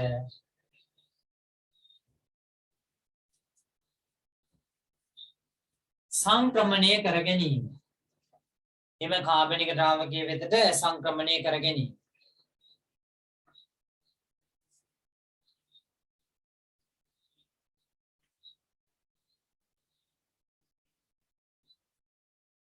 ඊට පස්සේ අපි මේ කාබනික ද්‍රාවකයයි මව් ද්‍රාවණයයි වෙන් කර ගැනීම සඳහා විද්‍යාගාරයේදී භාවිතා කරන පුනීලයක්.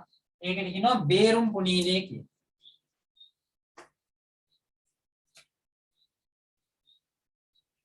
බේරුම් පුනීලය. මේක මෙන්න මේ જાතියේ පුනීලයක්. මම ඊගාව දවසේ මේකේ විස්තර ටික ඉස්සලාම ගෲප් එකට දාන්නම් මේ රූප සටහන. ඒකට ඔයගලන්ට මේවා පොඩ්ඩක් හුරු වෙයි. බේරුම් පුනීලයක් භාවිතා කරගන්න. බේරුම් පුනීලයක් භාවිතා කළා මේ මව් ද්‍රාවණයයි කාබනික ද්‍රාවකයයි දෙකම දාලා මේ හොඳට හොල්ලන. හොල්ලනකොට මෙන්න මේ මව් ද්‍රාවණයේ තියෙන අපි තුමු රසායනික X කියලා X කියන එක පහළට තියෙන එකට එනවා. කාබනික ද්‍රාවකයට එනවා. මේ දෙන්නේ ඩයික්ලෝරෝමීතේන්. එහෙම තමයි අපි මේ ක්‍රියාවලිය සිදු කරගන්නේ. එහෙනම් ලියමික අපිවර බේරුම් පුනීලයක් භාවිතයෙන් බේරුම් පුනීලයක් භාවිතයෙන්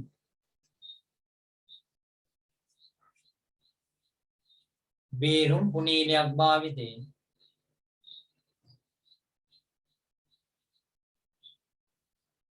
ද්විතීක පරිඋත්තජය සහිත ද්විතීක පරිඋත්තජය සහිත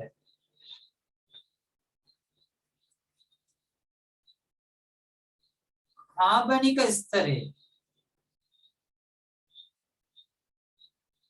ද්විතීක පරිඋත්තජය සහිත කාබනික ස්තරය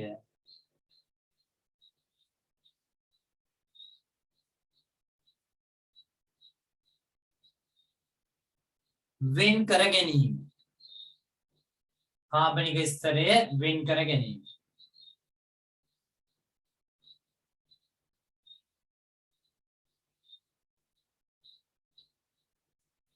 ඊළඟට කරන්නේ මෙන්න මේ කියන කාබනික ස්තරේ අපිට අවශ්‍ය රසායනිකය විතරක් වෙන් කරගන්න. දැන් උදාහරණයක් විදිහට මෙතන තියෙනවා ඩයික්ලෝරෝමීතේන් එක කැෆීන් තියෙනවා. එතකොට අපි කරන්නේ අපිට ඩයික්ලෝරෝමීතේන් වලින් ඇති වැඩක් නැහැනේ. අපිට නැන්නේ කැෆීන්. මේ කාබනික ද්‍රාවකය අපිට වාෂ්ප කරලා යවන්න පුළුවන්. එතකොට මේක අපි ජල තාපකයක තියලා රත් කරනවා. අපි මෙතෙන්දී ජල තාපකයක් තියන්න නැතුව කෙලින්ම බන්සන් 1000කට අල්ලලා රත් කරන්නේ නැහැ.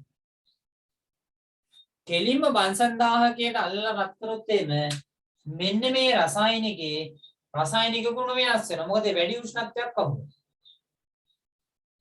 ජල තාපකයක් තිබ්බාම ජලයේ උෂ්ණත්වය අපිට පාලනය කරගන්න පුළුවන්. ජලය තමයි රත් කරන්නේ. ඒ ජලය රත් කිරීම තුළ අපිට ජලයේ උෂ්ණත්වය පාලනය කරගන්න පුළුවන්. ඒ තුල මෙයා කලත්තලා අපිට මේක මොන හරි ක්‍රමයකින් පෙළතීමක් කරලා මේකේ තියෙන වැඩි අණු ප්‍රමාණයක් වායු කලාපයට ඉවත් කරලා දාන්න. එහෙනම් ජල තාපකයක් භාවිතා කිරීම අත්‍යවශ්‍ය වෙනවා මෙන්න මේ කාබනික ද්‍රාවකය වාෂ්ප කර හැරීම. right එහෙනම් ලියමු ඊගා පියවර. ජල තාපකයක් උපයෝගී කරගනිමින් ජල තාපකයක් උපයෝගී කරගනිමින් ජල තාපකයක් උපයෝගී කරගනිමින්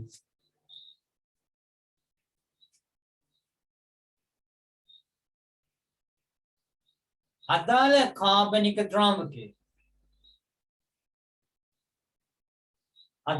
කාබනික ද්‍රාවකය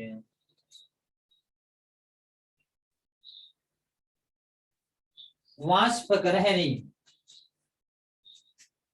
අදාළ කාබනික ද්‍රාවකය වාෂ්ප කර හැරීම.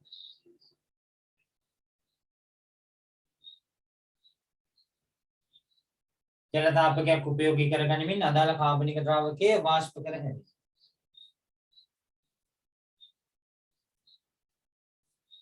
එතකොට අපිට ඉතිරි වෙනවා මෙන්න මේකේ කැෆීන්.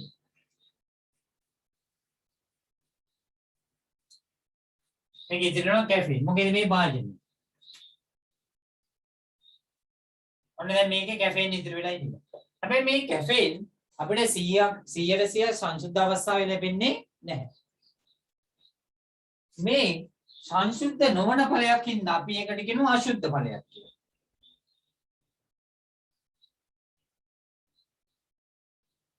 සංසුද්ධ නොවන ඵලයකින් අපි කියනවා අශුද්ධ ඵලයක්. 100%ක් සාමාන්‍යයෙන් ස්වභාවික ප්‍රභවයකින් නිස්සාරණය කරපුවාම 100%ක් සංසුද්ධ ඵල ලැබෙන්නේ නැහැ. ඒවා යම් යම් සංඝටක මිශ්‍ර වෙලා පවතී. මේ සංඝටක අපි ඉවත් කරන්න ඕනේ. ඒ ඉවත් කිරීම සඳහා භාවිතා කරනවා වෙන් කිරීමේ ශිල්පකම.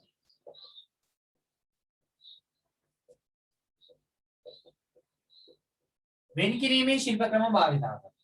දැන් මේ භාවිතා කරන්නේ මොකද්ද? නිස්සාරණකම. පටල ගන්න එපා. මේ භාවිතා කරන්නේ නිස්සාරණකම. මොනවාද? ආසවනය කිරීම, ද්‍රාවක නිස්සාරණය අපි මේ දැන් කතා කරන එක, තෙරපීම. තව එකක් තියෙනවා ඉටි තත්ත්ව අතර විස්තරපනවා. උදාහරණයක් විදිහට ඔය රෝස පෙති වගේ ඒවා අරගෙන ඒවා මදපමණේ වේලල ඉවරන. ඉටි තත්ත්ව අතර අතුරලා තද කරලා තියෙනවා. ඒකල ඒ රෝස පෙති ටික අයින් කරනවා. ආයෙ අලුත් පෙති ටිකක් දාලා ආයෙ තද කරලා තියෙනවා. ආයෙ පැය 24ක් විතර තියලා ආයෙ අයින් කරනවා. ආයෙ දාලා මේ ඉටි තනිකරම සංතෘප්ත කරන මොනවයින්ද? අර රෝස වල තියෙන ජෙරනියෝල් කියන සංයෝගය. ඊට පස්සේ ඉටි දිය කරනවා කාබනික සංයෝගයක. උදාහරණයක් විදිහට වාෂ්පශීලී එතනෝල් වල දිය කරනවා. එතකොට ඒ එතනෝල් වල දිය කරලා අවසානයේදී එතනෝල් සාන්ද්‍රණය අඩු කරනවා. එතනෝල් ටික වාෂ්ප කරලා යනවා. එතනෝල් ටික වාෂ්ප කරලා යනවා. නැත්නම් අපිට හම් වෙනවා රෝස තෙල් කියන්නේ. සුවඳ විලවුන් විදිහට භාවිතා කරනවා. ඒ වගේ තමයි මෙතන දැන් ඊට පස්සේ මේකේ තනිකරම රෝස තෙල් නෙමෙයිනේ තියෙන්නේ. එතනෝලුත් තියෙනවා. සංශුද්ධ ඵලය නෙමෙයි තියෙන්නේ. අශුද්ධ ඵලයක් තියෙනවා. හැබැයි ඒක අපි අශුද්ධ ඵලයේ ඒ විදිහටම භාවිතා කරනවා. මෙතන කැෆේන් ගන්න කියපුවම මේ විදිහට අශුද්ධ ඵලයේ භාවිතා කරන්න බෑ. තොනේ මේ අශුද්ධ ඵලය සුද්ධ කර ගැනීම කියන්නේ පිළිපාදු කිරීම සඳහා වෙන් කිරීමේ ශිල්ප ක්‍රම භාවිතා කරනවා. ඉතින් භාවිතා කරන එක ක්‍රමවේදයක් තමයි ඔයගොල්ලන්ට මේ පොඩ්ඩක් 11 වෙනිදී කරලා දිනවා. එකක් තමයි පුනර්ස්පටිකීකරණය. පුනර්ස්පටිකීකරණය.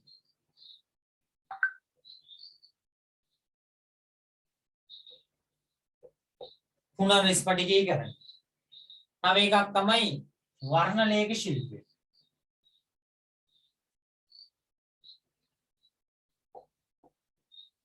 වර්ණලේඛ ශිල්පය. මෙන්න මේ කියන දේවල් භාවිතා කරනවා මෙන්න මේක පිළිසුදු කර ගැනීම. එහෙනම් ලිමී ගමක අශුද්ධ ඵලය ලබා ගැනීම. ඊගා පියවර වෙන්නේ අශුද්ධ ඵලය ලබා ගැනීම.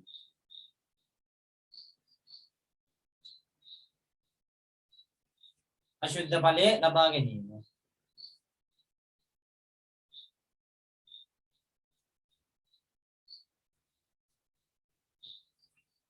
මේ අශුද්ධ ඵලය ලබා ගත්තාම අපි වඩාත් උචිත වෙන්කිරීමේ ශිල්පකමයක් අනුගමනය කරන්න. වඩාත් උචිත වෙන්කිරීමේ ශිල්පකමකින් අශුද්ධ ඵලයෙන් සංශුද්ධ ඵලය වෙන් කර ගන්න ඕනේ. මේක තමයි අවසාන පියවර. එහෙනම් ලියමු.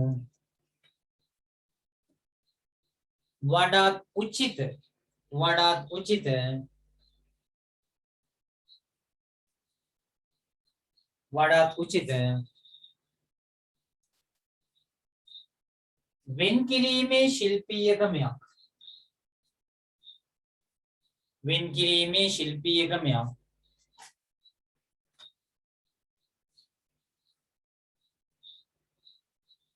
භාවිත කරමින්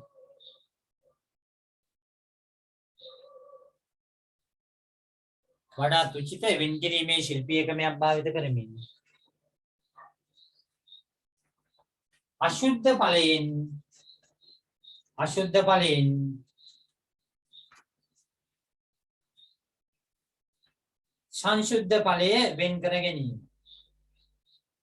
සංශුද්ධ ඵලය වෙන් කර ගැනීම.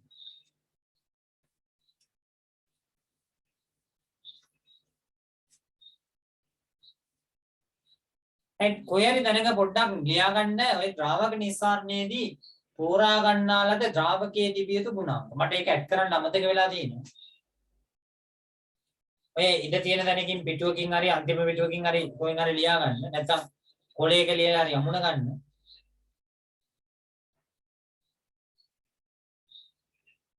ද්‍රාවක නිස්සාරණයේදී ද්‍රාවකය තෝරා ගැනීමේදී යාගන්න පොඩි මාතෘකාවක් විදිහට වගේ. ද්‍රාවක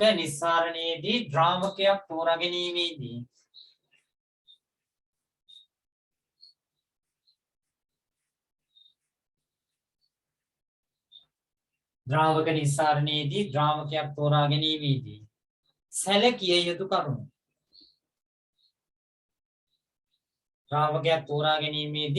යුතු කරුණු.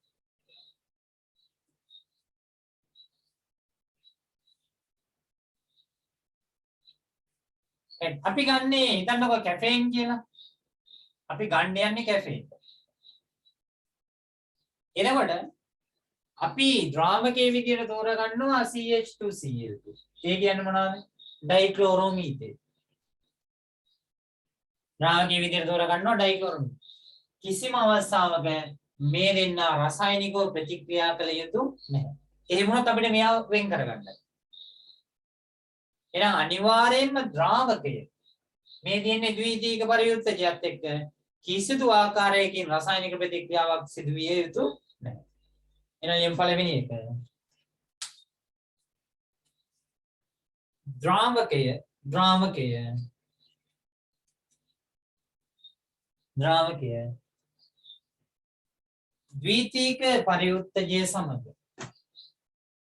ද්‍රාවකය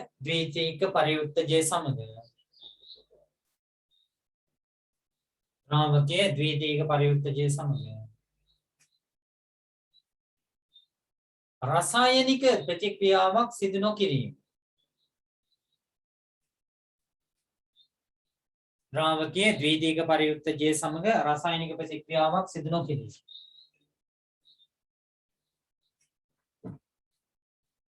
ද්‍රාවකයේ ද්විතීයික පරියුත්තජය සමග කිසිදු රසායනික ප්‍රතික්‍රියාවක් සිදු නොකිරීම.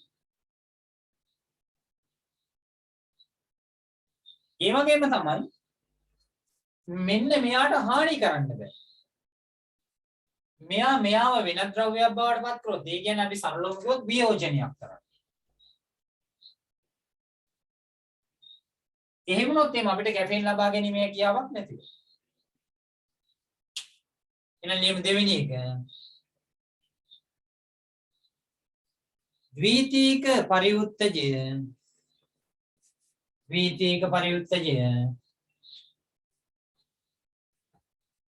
ද්විතීයික පරියුත්තජය වියෝජනය නොකිරීම.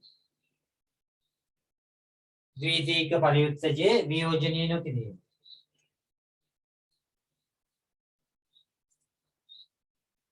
ද්විතීක පරිඋත්සජයේ වියෝජනීය නොකිරීම.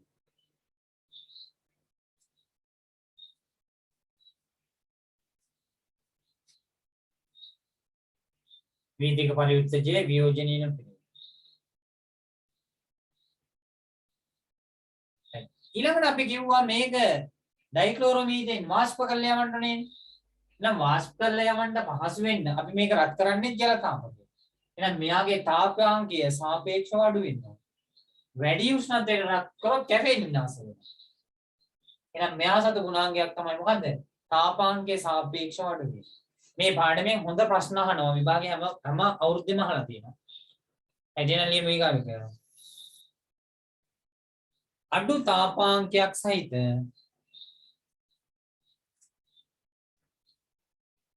අඩු තාපාංකයක් සහිත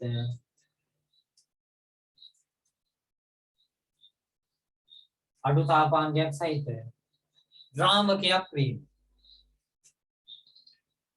අඩු තාපාංකයක් සහිත ද්‍රාවකයක් වීම.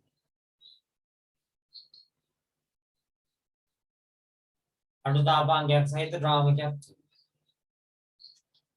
ඊළඟ එක තමයි මේ ගන්නා ද්‍රාවකයේ විෂ සහිත වුණොත් බෑ. විෂ රහිත වෙන්න.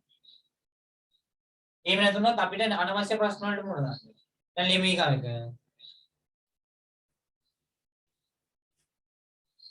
යොදා ගනු ලබන ද්‍රාවකය විෂ රහිත ද්‍රාවකයක් වේ. යොදා ගනු ලබන ද්‍රාවකයේ විෂ රහිත ද්‍රාවකයක් වේ.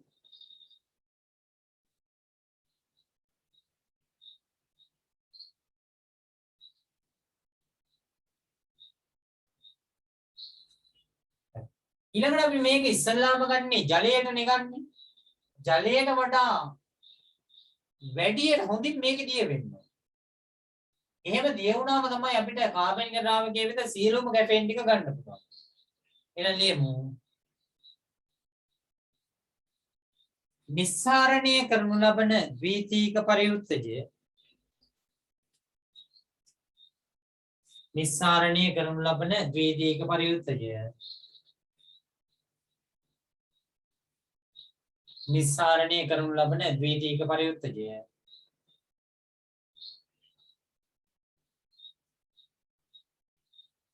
ද්‍රාවකයේ තුල හොඳින් දියවීම. ද්‍රාවකයේ තුල හොඳින් දියවීම.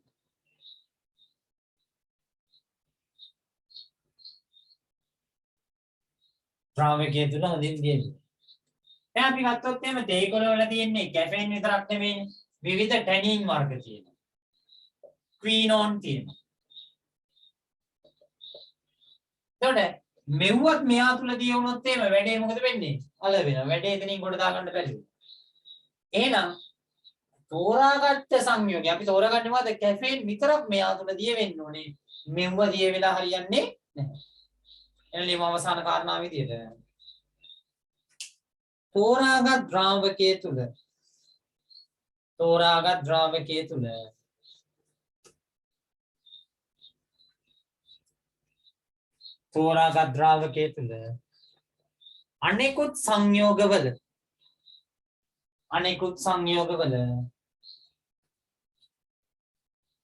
අනෙකුත් සංයෝගවල ද්‍රාව්‍යතාවය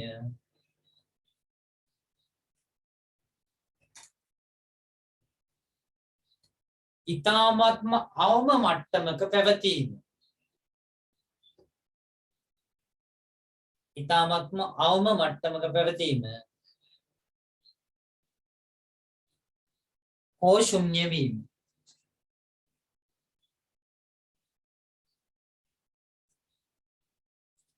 ඊ타ත්ම අවම මට්ටමක පැවතීම හෝ ශුන්‍ය වීම.